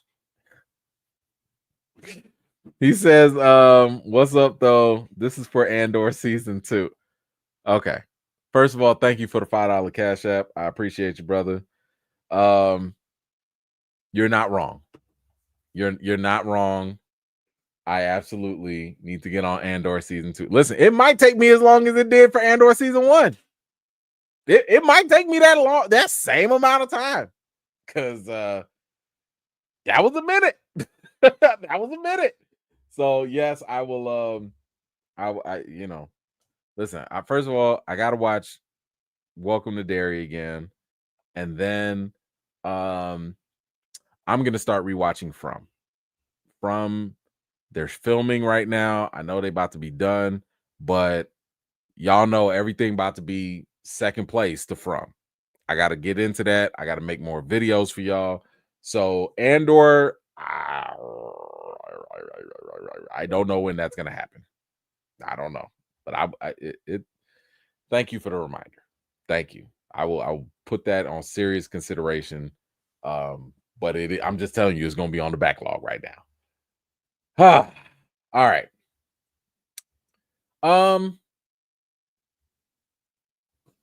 Do we want to? You know what? Let's watch some trailers. I think we could watch trailers. Let's do that. What trailer's up? First up, what do I have first? I got this one. This one was called Primate. So somebody sent this to me. It was like, man, you got to watch this. It's about like some monkey or something. So I'm like, what? Like, what are we talking about? So I got it. Let me pull it up real quick. I don't know. I think this is horror. So if it is, please be. It's your emergency. Okay. So I have not seen this yet. I don't know what this is about. I hear it's about a monkey. That's all I've been told. So Emergency. we are going to react to this and check this out. But of course, first, let's do this properly.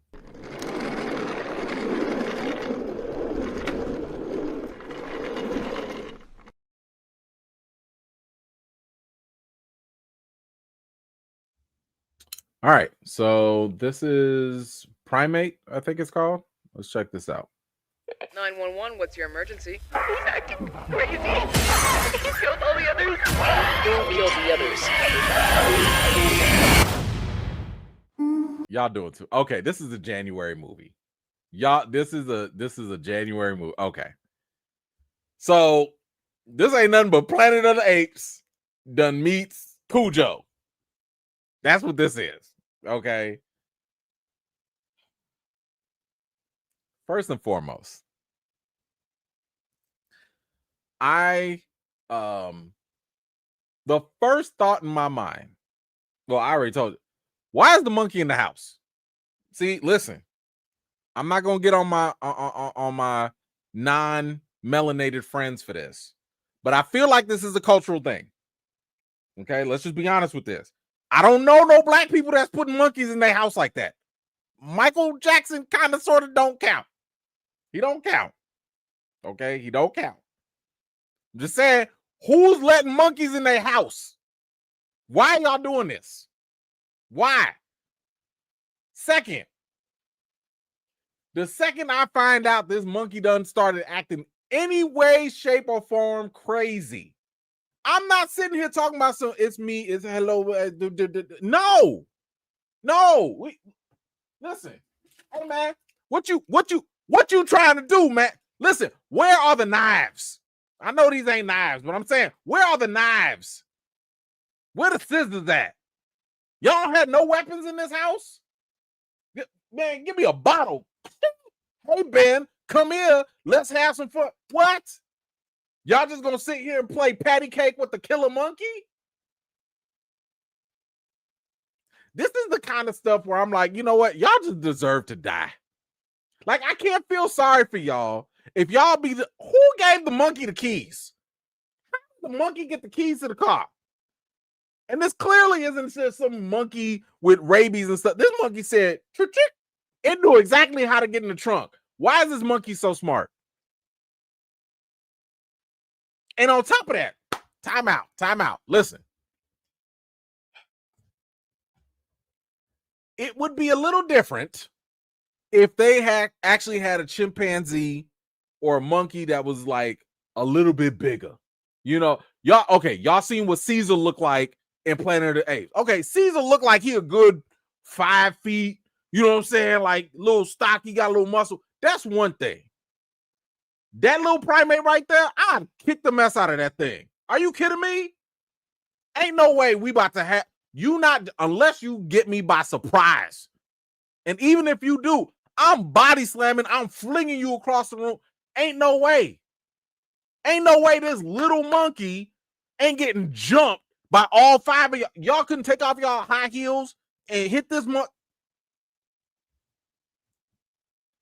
I already feel like I'm gonna have a problem with this movie. I'm already gonna have a problem with this movie because it feels like a whole lot of common sense is already out the window. Because ain't no way. Okay, what is this? 5 girls and 2 guys versus 1 monkey. Y'all let me know. What did you think about what is it? Primate? Is this something that that you would are you gonna watch? Are you interested? Listen, y'all ever seen Anchorman? Remember how Baxter got kicked off that bridge? That's what I'm doing to this monkey. Ben finna go I'm finna pow right across the bridge. Man, please. Peter gonna have to call me. Cause nah, not today. Not today. Magic, what you got? Caesar as a serial killer. This is new. Hey, I mean, in Planet of the Apes, they were getting down. Them apes were getting down, you know, especially if you watch the ones a little later. So, you know, but nah, this definitely looked like a nice little matinee flick. You know, but yeah, y'all, I didn't see one brother. I didn't see one brother in this movie. Maybe I missed it, but I ain't see it. Because I'm just sitting there thinking, like, hey, y'all wouldn't have caught me slacking. Y'all wouldn't have. Second, they would have been like, come on, Ben, listen. I'd have been like, I'm leaving. My Uber's outside. Y'all can deal with this. I already told y'all, but nah. Anyway, let's see. We got another trailer. Let's get another one up here. This one, I think this is a TV series. It's called Send Help. Let me pull this one up for you guys. Where is it? Send Help. Okay. So let's check this one out. Not exactly sure what this is about, but I think it has to do with parents or kids or something like that. But anyway, all right, let's check out this other one. This one's called Send Help.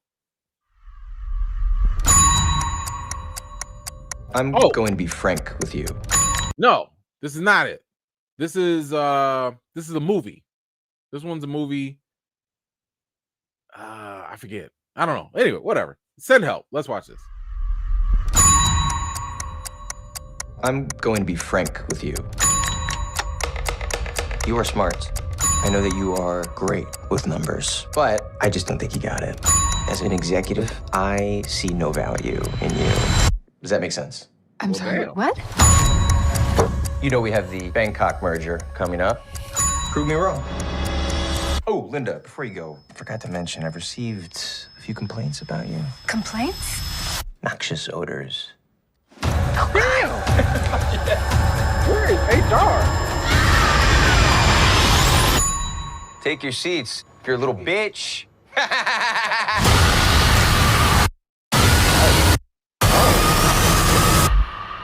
Oh, that escalated quickly.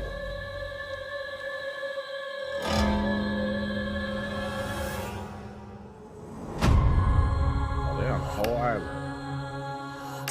Oh, yeah, he ain't going nowhere. Look who's joined the land of the living. How long? You been out? Day and a half? Have you tried making a distress signal? Or a bigger fire? I was busy trying to keep us alive. But getting us out of here, that should be your focus, not being Susie Homemaker over here. What did you just say to me? Let's not forget, I'm your boss. You work for me. We're not in the office anymore, Bradley. Oh, Sam No Raimi help with is it? coming. You just have to accept that this is how things are now. You ever hunt? I think I like it. Oh. You are stuck with an asshole boss. Just like I was. Although I'm betting I am a much nicer boss than you ever would have been. Except for maybe this part.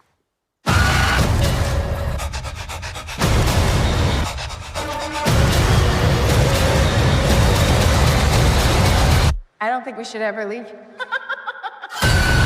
Oh, she crazy. Oh, see. Okay. First of all, when did January get all these movies going? Okay, January 2026 looking like it's popping. Okay, listen, I'm okay with this. I'm okay with it. I like Rachel McAdams too. She a good actress. I like Dylan too from what was he in? He was in Maze Runner, and he did some other movie, I forget whatever it was, but like I like him. Listen, I like this dynamic. Okay, because you got Survivor meets Misery on an island. Look, let's go. I'm okay with this. You know, disgruntled employee. You're not gonna talk to me any kind of way, sir. After I done saved your life from a python. Okay, yeah, man. I wish. You know what? I ain't even gonna say it because I don't know if my bosses actually be watching my channels or not. So I ain't gonna say it, but I'll just say this. Nope, I'm not gonna say it. Not gonna say it. I was gonna say it, but I'm not gonna say it. I know I'm off the clock, but I ain't gonna say it. Not gonna catch me up. Nope. I'm just gonna say this looks like a good movie. It looks very interesting. That employee dynamic. You know, I like to see the teams meeting after this. I like to see the Zoom calls after this. I need to watch this. I'm gonna watch this. Y'all let me know, how did you feel about Send Help? Does that look like a movie for you? Feel free to let me know your thoughts in the comments down below. Okay. I think this is the one that I was thinking about before. All Her Fault. Damn, that sounds bad right from the jump. This one I think is a TV series. Yeah. Bye, mommy. Bye, sweetheart. Okay, yeah, this is the one with the parents or something like that. So, let's see what this has got. Bye, mommy. Bye, sweetheart. 99% of the time when a child goes missing, it's a misunderstanding between parents, grandparents, nannies. Hi, I'm Marissa. I'm here to pick up my son Milo. There's no Milo here. What? But Milo's been missing for nearly 5 hours now. What? It's not a misunderstanding. Hell no. I'm so sorry. If anyone has any information, please, we beg you, come forward. Ms. Irvine, did you contact a publishing house? Couldn't your current debt be offset by what you might stand to gain? He's my son! I have a picture here of Carrie Finch. So she is my son. We found a body. She isn't working alone. People feel bad for me, but they don't want to talk to me. They think that he's gone. I don't think that. We do anything for our kids. That's our job. I'm gonna need the name of everyone that could have a connection to Carrie Finch. You don't understand. It was just the people in this room.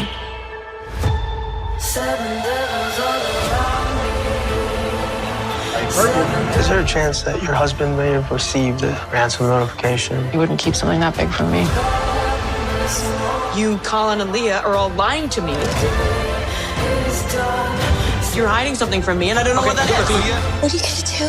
I will do whatever it takes. I think even good people can do bad things if they're pushed.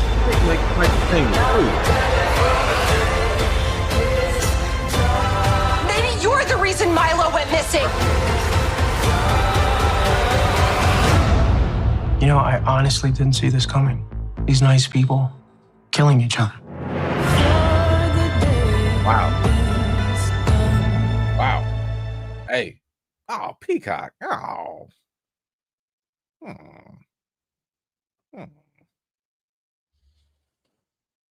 thought this was Apple TV for a second.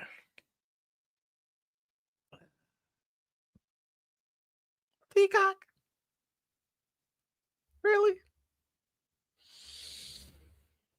That kind of dampened me a little bit. You know, I had a little hope.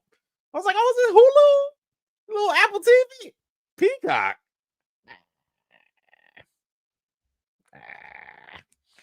I mean, who watches Peacock? It's like two people in here. Nah, see, Trees, you one of them. Trees, you one of them. Do you just want? Who's the other one? It's two of y'all. It's a whole two of y'all and somebody mama that watch Peacock. Come on now. Anyway, shout out to Shiv. Okay, from Succession.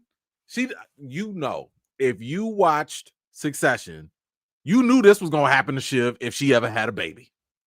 If Shiv ever had a kid, you knew this was gonna happen to her. So this falls right in line. Second of all, I wish this can't happen.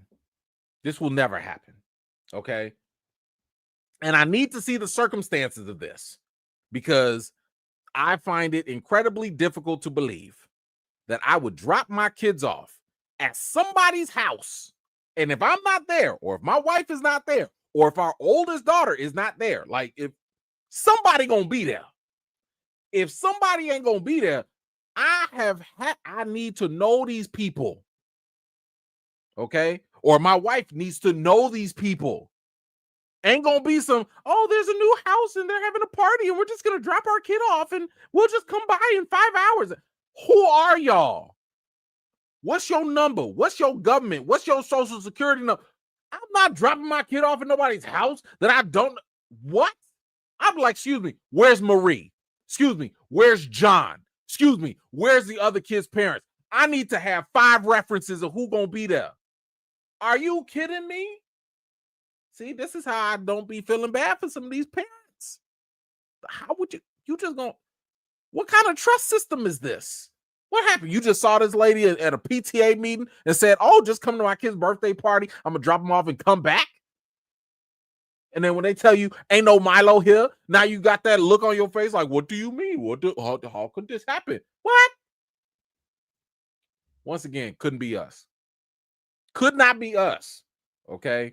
We gonna have to have a bunch of meetings ahead of time. We gonna have to have some play dates. We gonna have to meet up. We gonna have to make sure that I have to be in your house. My wife need to be in your house. I need to make sure before I let my kids stay over there.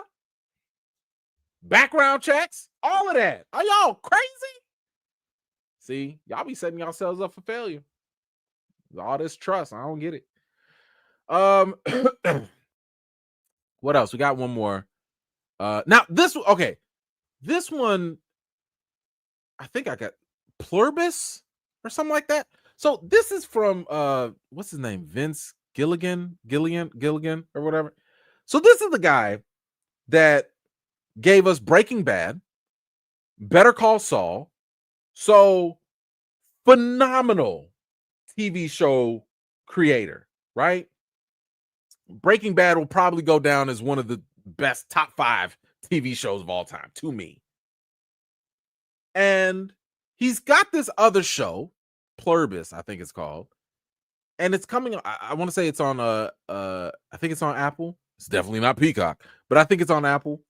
But here's the thing. Every time I've read about it or every time I've seen little things about it, it's about like, oh, is this one lady in this whole world and they're trying to say, and she's trying to make the world not happy or something. Like the descriptions don't make sense. So I've always been waiting for a trailer and we finally got the full trailer. So I really want to see what the hell is this about? Because once again, this dude has an amazing track record.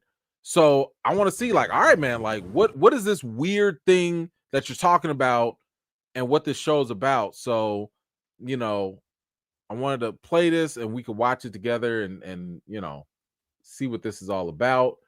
All right, so let's check this out. Pluribus, I think it's called. Here we go.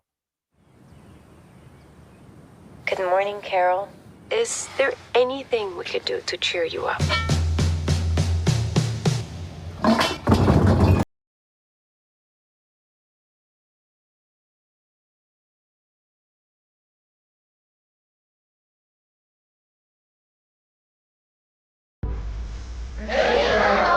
Hey, Carol. We just want you to be happy.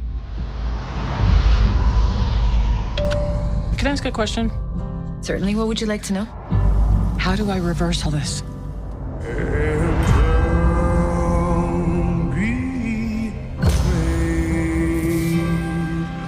What the hell?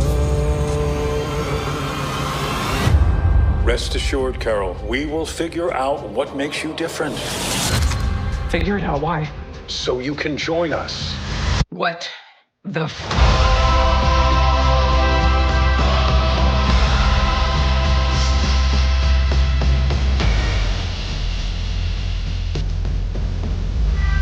We would move heaven and earth to make you happy.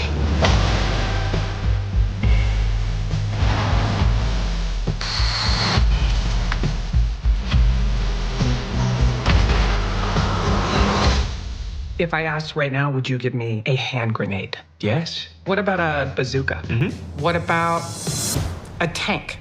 Oh, sure. What?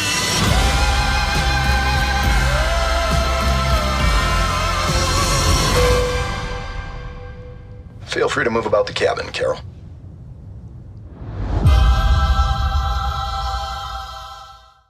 Okay.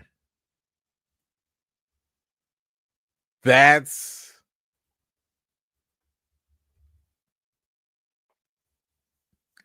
I'm starting to think that she's ain't nothing wrong with Carol. Clearly something went on in this world. My first guess is aliens done took over. aliens took over, and for whatever reason, they can't take her over. And she has to find a way to undo this, I guess. That's that. I mean, unless she's in the multiverse or something, I think that's what this is. And if that's the case, I'm curious to see what happened, how it happened, and all of that. So, and again, I trust this dude. Like, he's made great stuff before. And I remember I doubted Breaking Bad. I started watching the first 8 episodes, and then all of a sudden I kind of stopped, and I was just like, whatever. And then I watched the rest, and it was like amazing. So I'm interested.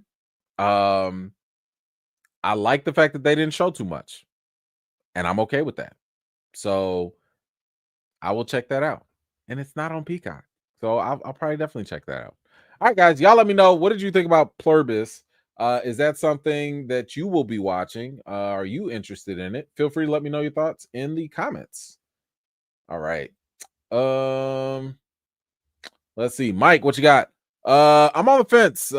White folks loving wild animals in the house, constantly doing stupid stuff the whole movie. I'm gonna get on them for you. The movie could have been 20 minutes long. We strapped. Yes. First and foremost.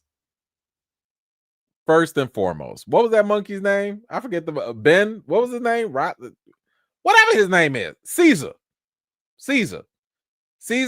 Lucille, Caesar. Good night, Caesar. Quick movie. Quick. He got bit. He's not responding to sign language. Okay. Okay. We don't have to talk. There's no more talking. Okay. Listen, we'll get you another monkey. We'll get you another. There's another monkey down. We'll get you another one. This one's done. That fast. Man, better get out of here with that. Anyway, thank you, Mike. I appreciate you. All right, let's move on. Let's do the Stranger Things. So we got some updates here. Stranger Things season 5 is coming up. And of course, you guys know it's been like 20 years. The kids that grew up and had families, had kids and everything. The boys all went through puberty and all that stuff. So, but we're going to pretend as though, it's fine because we have the final season and we have some information now on what we can expect for this final season.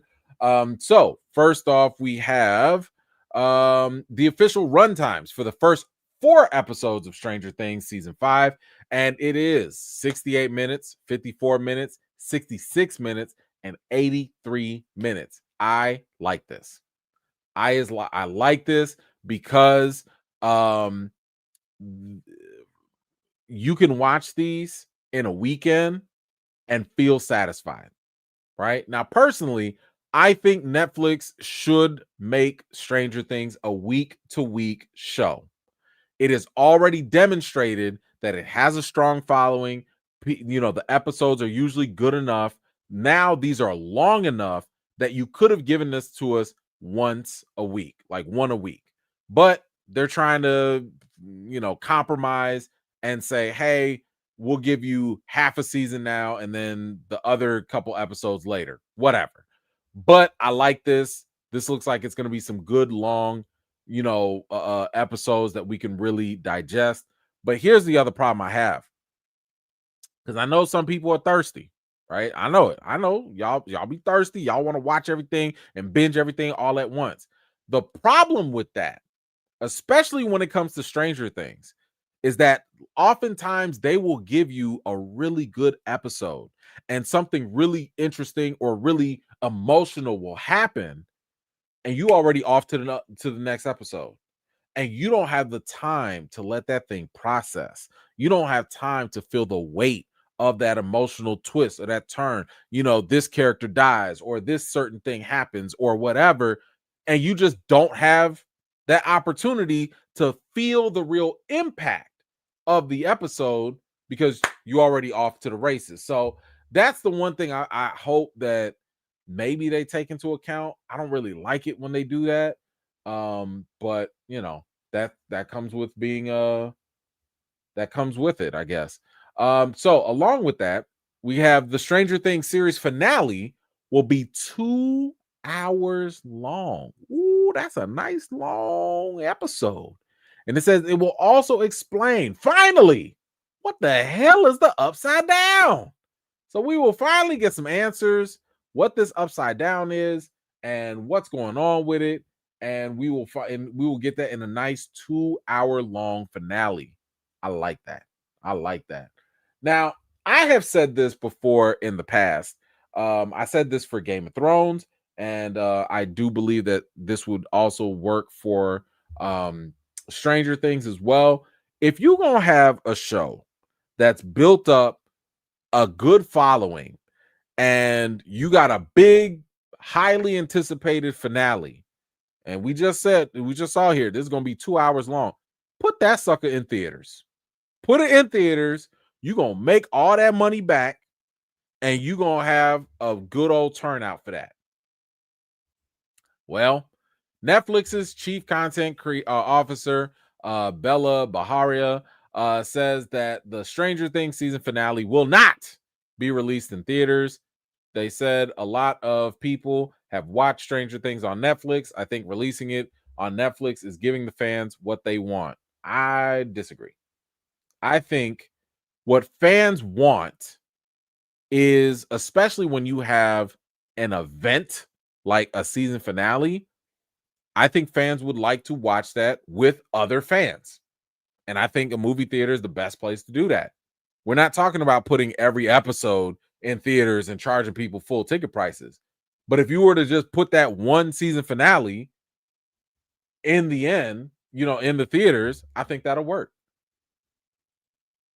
Well, thankfully, somebody had some common sense. Because after a week, the Stranger Things season finale will officially be released in over 350 theaters in the US on December 31st. They said here, getting to see it on the big screen with incredible sound, picture, and a room full of fans feels like the perfect way to celebrate the end of this adventure. I mean, you know, when your boy is right, your boy is right. Okay? I will be there. I will absolutely be there. This is the way. This is correct. This is how you end a huge, popular series. More series should do this. Okay, we just saw, especially with Netflix, we just saw how a popular movie like K-pop Demon Hunters could do numbers by simply going into theaters one time. One time. But if you sit here and put a series on the big screen and you promote it, guess what? Look at that. Now I got to go get Netflix. Absolutely. You might mess around and get some subscribers because people are going to be like, man, I've always heard about this Stranger Things thing, but oh, it's going to be in theaters? Oh, this must be a big deal. Oh, man, maybe I should hurry up and go subscribe and watch the series so that I could be part of this event because I don't want to feel FOMO. I don't want to have that fear of missing out. This is how you capitalize. Once again, do y'all want the money or not? Do y'all want the money?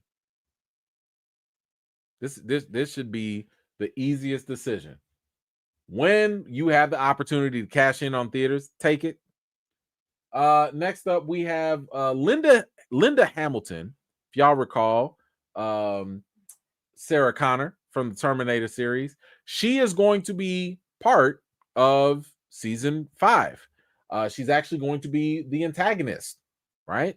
So we actually have a description here of what we can expect from her. It says Hamilton joins the cast of Stranger Things season 5 as Dr. K, a government agent who's hunting down 11. She's hyper intelligent and intimidating.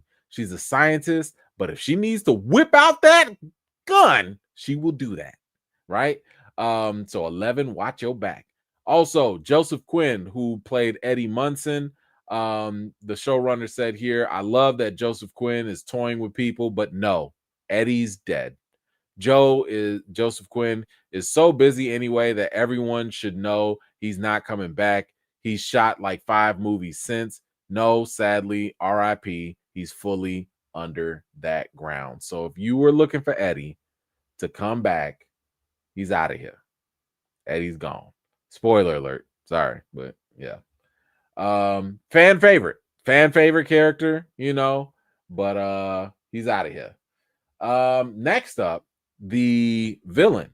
So if you recall, we finally found out the main villain. I should say this too, by the way. These are spoilers, so if you have not been watching all 5 seasons, sorry, but it's 5 seasons. Like, we're here, right?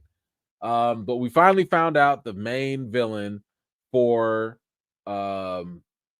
Stranger Things, and it was Vecna, right?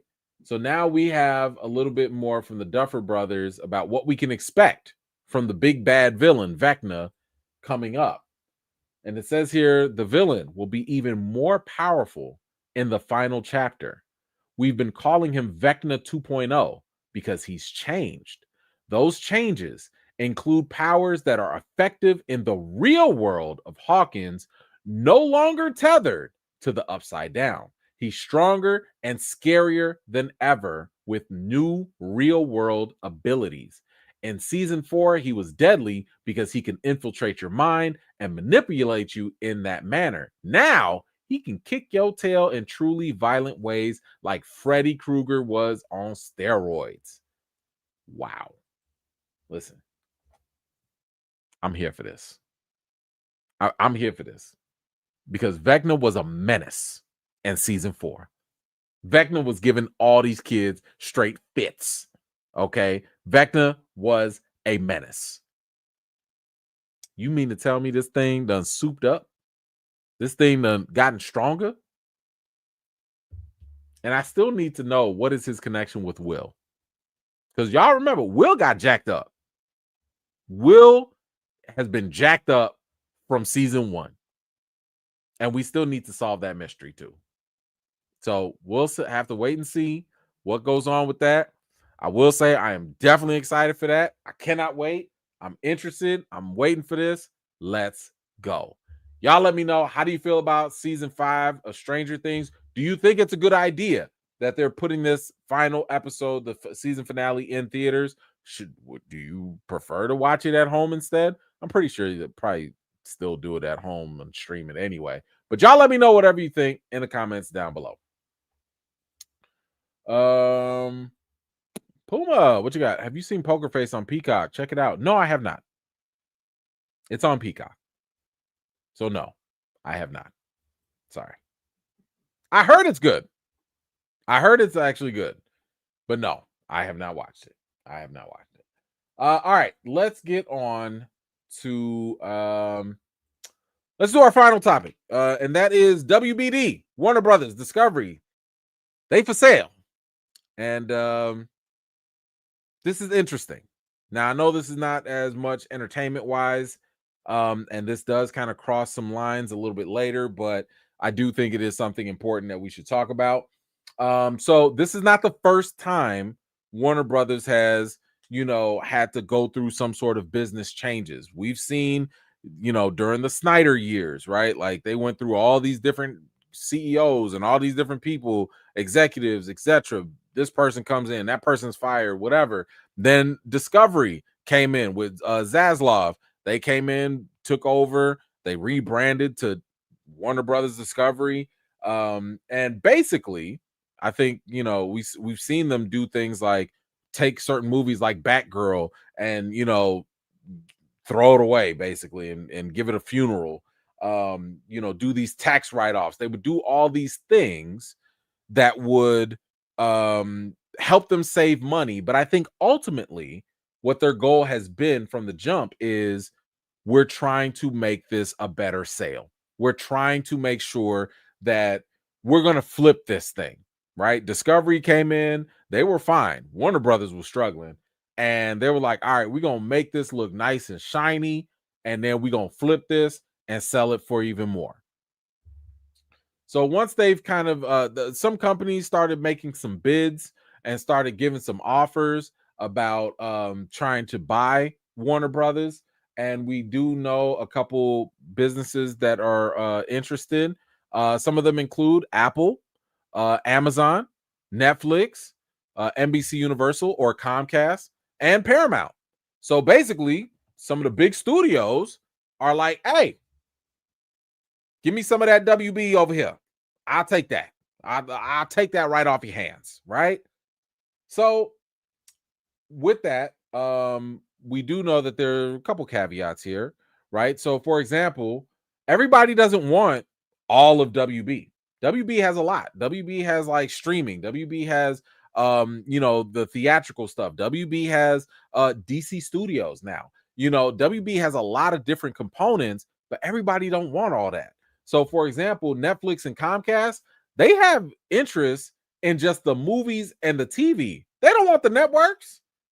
They don't want the news channels and the media. They don't want none of that. They like, hey, how about give me what you got over there? Give me that Matrix over there.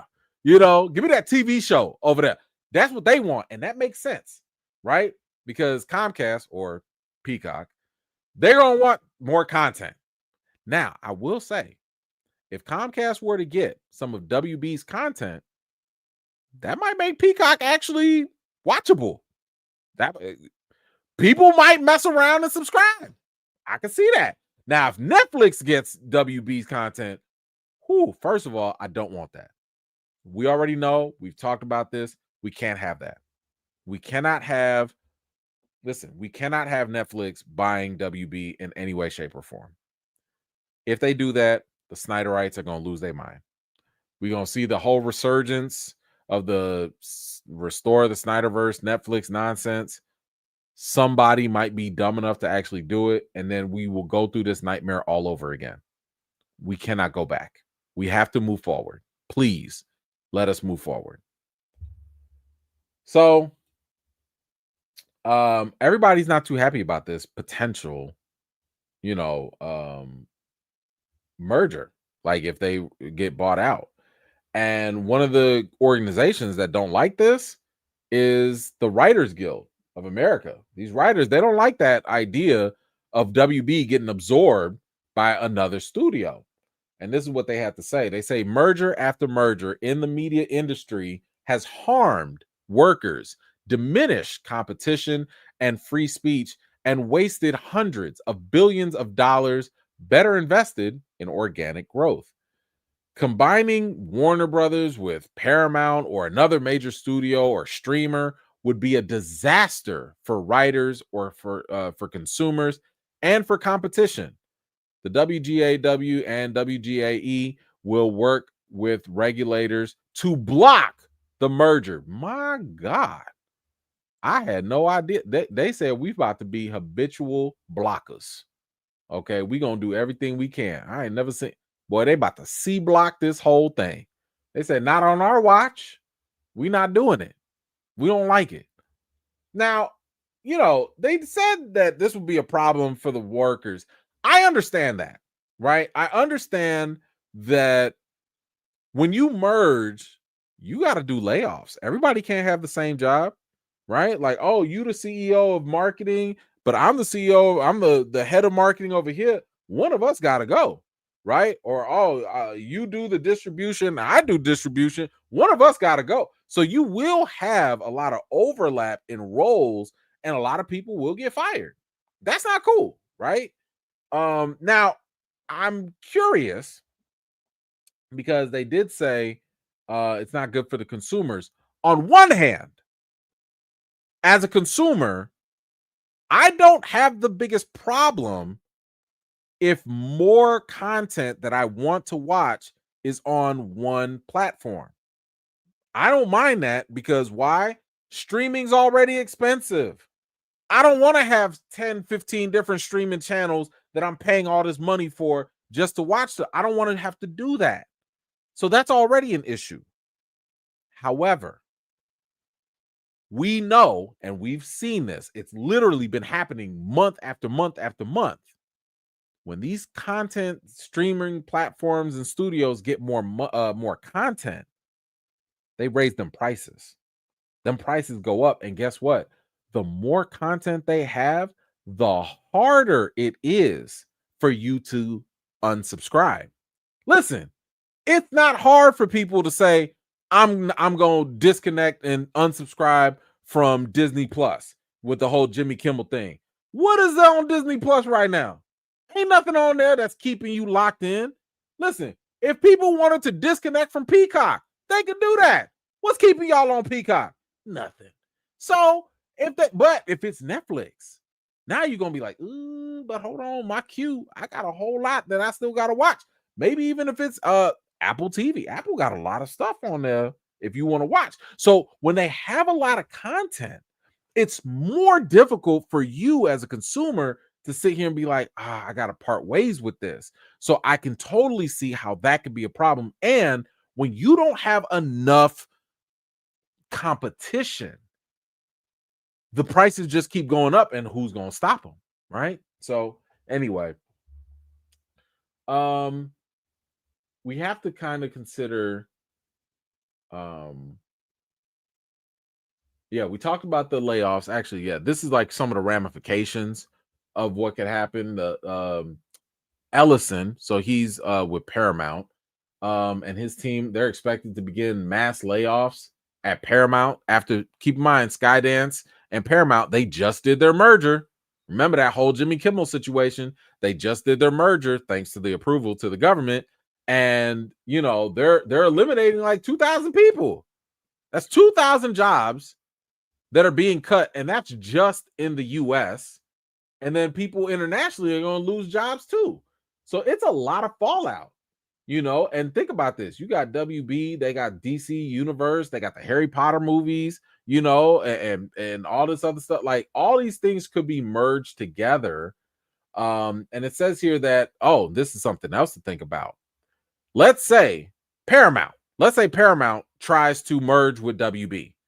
The potential combination of CBS News and CNN raises the prospect of Barry Weiss. Now, I don't know exactly who this is, but they say here that it would have some part, or that person would have some part in the editorial operations of CNN. Now, whether I don't care about your political affiliation, but CNN is usually left-leaning, right? It's usually a left-leaning media source, whereas Fox News is right-leaning, etc., right? So I was sitting here like, okay, who is Barry? Like, what is up with Barry? Now, this is Barry, right?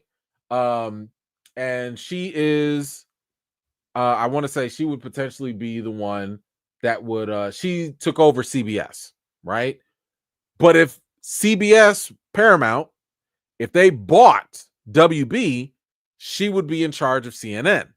Now, this is what other people have said about Barry and the problem that they have with her. Dan Rather, okay, as vanilla, plain Jane as an anchor you can get. Dan Rather, longtime anchor of CBS Evening News, said that Weiss is one of the most polarizing figures in today's American media landscape. And he lamented that her appointment marks a dark day in the halls of CBS News. Whoa. Now, New York Times columnist Jamel Bowie called her impending CBS News appointment a heartwarming story of how being an unethical and talentless hack is no barrier to your success when you are willing to endlessly flatter the wretched views of rich, poopy people. John Oliver slammed Weiss as having spent years putting out work that, in my opinion, is at best irresponsible and at worst deeply misleading. Oh my gosh. Sounds like a DEI hire.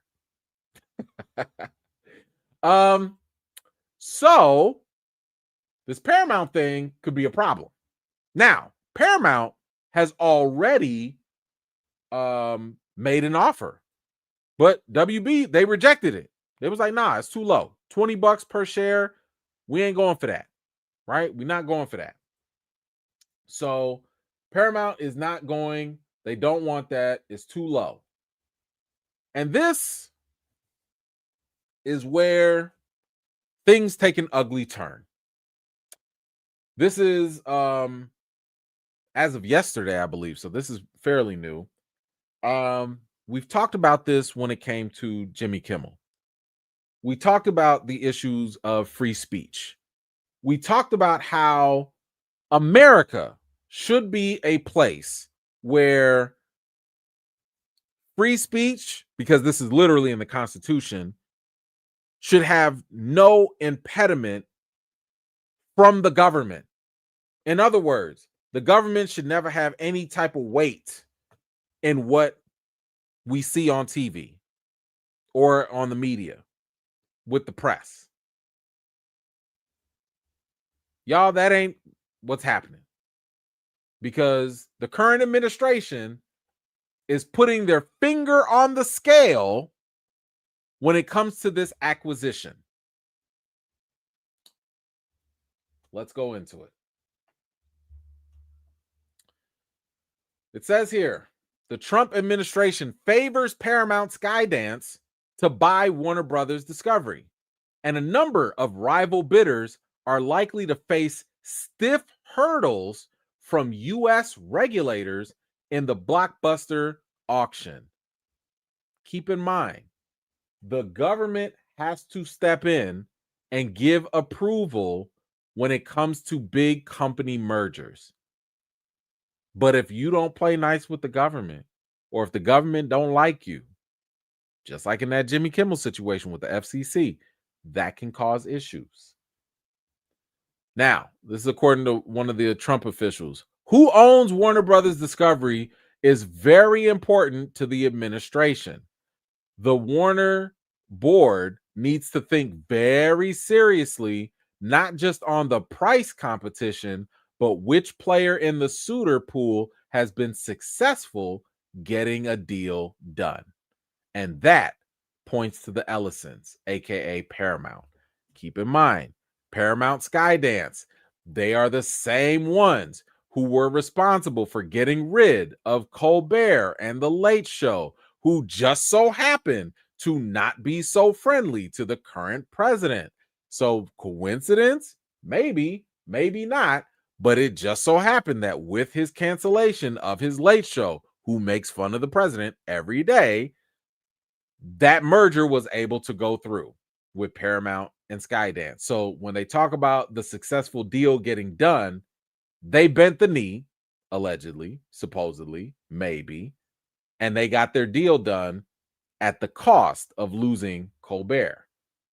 Now, outside of Paramount, most of the other potential suitors that we talked about, Netflix, Amazon, Comcast, they come with various forms of baggage that could hamper approvals from key U.S. agencies like the FCC and the Justice Department's Antitrust Division. For Comcast, that baggage includes the anti-MAGA coverage of the cable's giant far-left network, MSNBC. It also includes NBC, which the president believes channels anti-Trump messaging not only on its newscasts, but also its entertainment programming like Saturday Night Live. So, Comcast, you out of here. You got MSNBC, which is the polar opposite of Fox. You got Saturday Night Live, who, by the way, they make fun of every president and all presidents. They do not discriminate. Who else got issues? CNN. Y'all definitely not gonna get through. Okay, like, come on now. Brian Roberts, CEO, Comcast CEO, y'all own CNN. You think the president gonna let y'all get through? Yeah, okay. Netflix, Amazon, they got hurdles of significant antitrust concerns. Keep in mind, Netflix is already number one. Because it's already number one, you don't want to allow monopolies to happen. So that's going to be very hard for them to buy WB like that. Especially when WB is like number 3. We were talking about HBO now as well. So keep that in mind too. Amazon, they under fire because they're under a consent decree from the Federal Trade Commission over alleged marketing abuses. Remember when Amazon would sit here and tell you, oh, you can buy this movie, but you really couldn't buy the movie because it was really just a license agreement. And if Amazon lost the license, then guess what? You don't own the movie no more. So yeah, Amazon's already got a class action lawsuit going against them. Now, David Zaslav, the WBD CEO, he believes that he can make a case to the Trump administration that they should allow deals outside of Paramount Skydance, appealing to the free market types in the administration. Now, this is cute.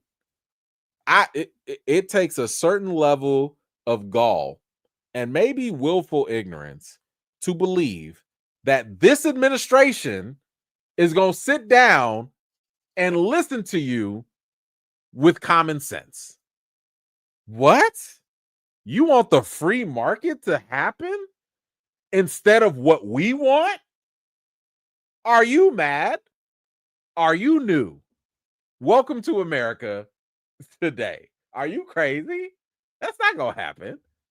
This administration, as we've already unfortunately seen when it comes to this shutdown, they're not trying to talk to nobody. It's their way or the highway. And unfortunately, we get stuck in the middle of all that. But the fact that Zaslav thinks that they're going to fall for the free market and all that, well, let's just see what the administration has to say. Maybe they will. Maybe they will. Oh. Warner really needs to think hard about the odds of success getting the deal cleared with players outside of Paramount Skydance. Again, when the Warner board is looking at offers, it needs to give real significant weight, not just price factors, but on the odds of getting the deal done. That sounds like mafia talk to me. You should really think hard about the success you want to happen. You want this deal done, right? Hey, my boy Paramount Skydance is looking really good over there. You want to think real hard about their deal. Who knows? Maybe you'll have some hurdles from the government. And you wouldn't want that. By the way, I'm the government. But you don't want that. Go look at my boy, Paramount Skydance over there.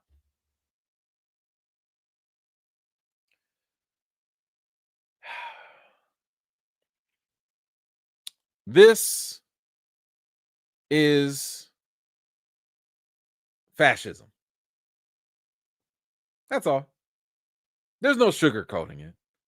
It's fascism. A little sprinkle of authoritarianism. Once again, I don't care what side of the political aisle you're on. But I know one thing.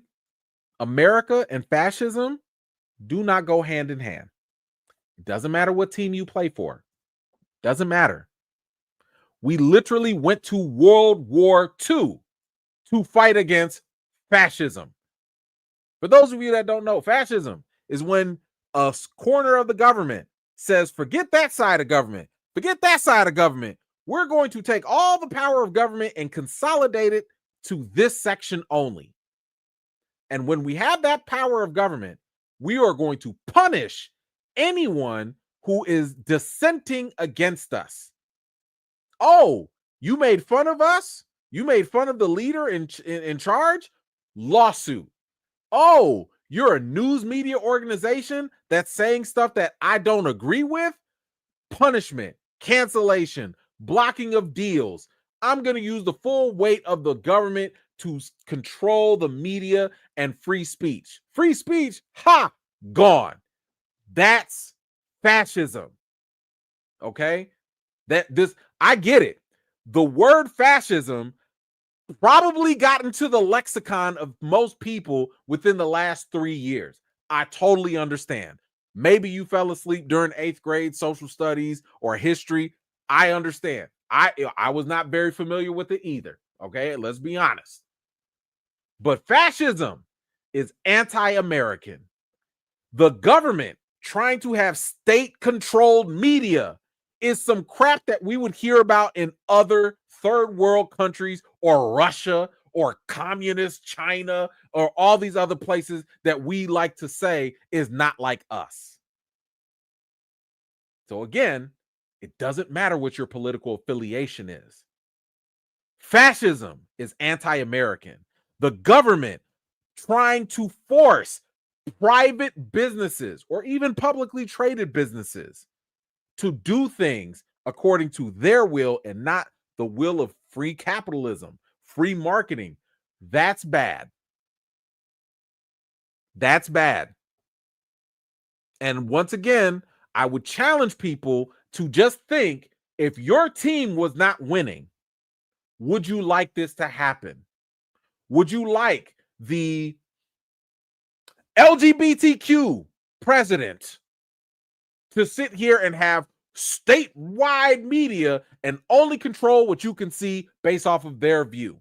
Would you like to see the all-female administration only control what they want you to see? Would you like the all-male, like whatever it is,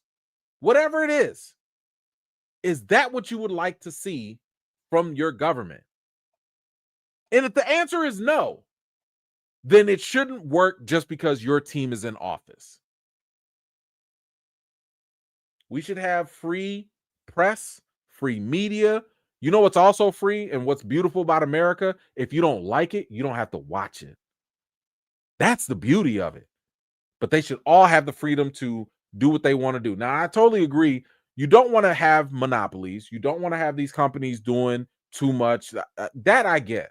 But I don't like the idea of the government influencing, putting their finger on the scale, who these companies should be purchased by or not, and then punishing them with veiled threats if they don't comply. That is not okay. That is not American. Okay? All right. All right, guys. That is all for today. We will have to wait and see what happens with this WB situation. To be honest, given these veiled threats and stuff, it looks like it's going to go under Paramount. It looks like it.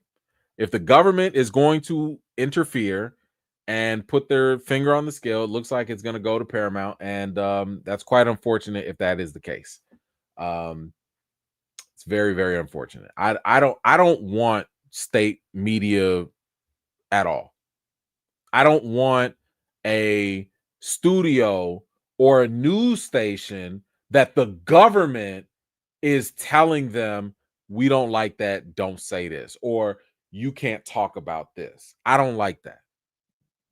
I don't care if it's a Democrat, Republican. I don't want nobody telling news media what they can say or not say, unless it's something that actively harms the public. If you got a news outlet out there that's out there giving false information that's getting people killed, that's a very different story. But outside of that, government, stay out of it. It's the whole Constitution, First Amendment, all of that.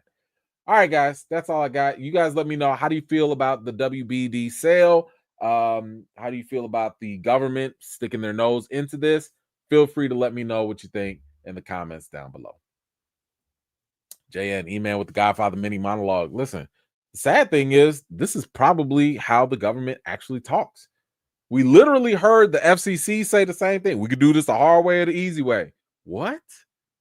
A government official is talking like that? What? Nuts. Chris, can you imagine Netflix doing DC comic series like they did Marvel? Wow. Also, this is for Halloween candy, brother. Thank you so much for that. I appreciate you. Yes, but here, first of all,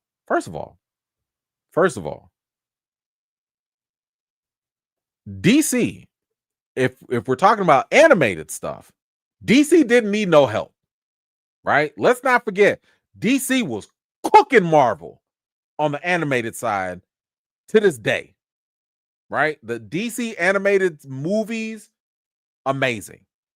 Now, if Netflix wanted to take that on, Netflix has a great animated series and stuff that they're doing as well. I think that would be a really good combination.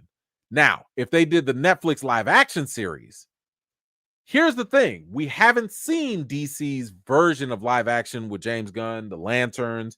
The closest we've seen is Peacemaker, and I would say Peacemaker was pretty good. Peacemaker's pretty good. So I'm curious about what a Netflix series would look like when DC seems to be just fine. They seem to be just fine. Like, you know, I'm looking forward to the next thing that they come out with. I want to see what Lanterns looks like. I want to see what the Amanda Waller series looks like. I want to see what their next animated series looks like. Creature Commandos, it was okay. Like, it got kind of weird sometimes, but it wasn't bad. So, you know, I here's what I would hope. What I would hope for is, especially with this merger, whether it's Netflix, whoever, I hope it's not Paramount, because I don't like this affiliation with the government. I hope somebody buys them out. Somebody like Apple. Actually, Apple might be cool. Maybe even Amazon, right? Amazon or Apple, I would not mind, because I feel like either one of them will just say, hey, no, you know what? Take Amazon off, because Jeff Bezos or whoever, he gonna want to try and, put James Bond with Superman or some dumb stuff like that. So take them off. Apple probably would be the best bet. Peacock, maybe. But Apple, I feel like they got enough bread where it's kind of like they'll let you just operate. They don't have to fire nobody. They'll be like, listen, we'll own you and we'll just keep you on the side and do whatever you're doing. And matter of fact, wait a minute. If you combine Apple quality shows with HBO quality, because I swear there are so many things on Apple TV that if they were on HBO, they would be 10 times more popular. 10 times more. Succession, oh my God. No, Succession was HBO. But no, Succession was Apple. That was Apple. No, I'm thinking of Severance. I'm sorry. If Severance was on HBO, that would be so popular. If Severance was on HBO, that would be the real merger. That's the one that I think everybody wins. I think that Apple would get more exposure that they need. WB would get like an actual competent financer and person to run it. Man, I think that'd be dope. But unfortunately, government's saying otherwise. All right, guys, but that's all I got for today. I want to thank you guys so much for hanging out with me tonight. Really appreciate you. Like I said before, we are going to talk about Welcome to Derry. You have till Sunday. Excuse me. Comes on Sunday night. Watch it Sunday night. And we will meet up on Monday. Hopefully, I'm not busy or nothing. I know I'm missing Monday Night Football, but we're going to have to make sacrifices. Okay, we're going to watch this Welcome to Derry. If you're scary, go to church. This ain't the place for you. I'm going to let y'all know that. We got some things to talk about. All right, guys, that's it. I hope that you guys have a wonderful, fantastic rest of your weekend. Enjoy yourself. Stay warm. It done got colder over here already. But yeah, you guys know the routine. Wash your hands, wash your butts, and everything in between. And until next time, see you guys later. Peace.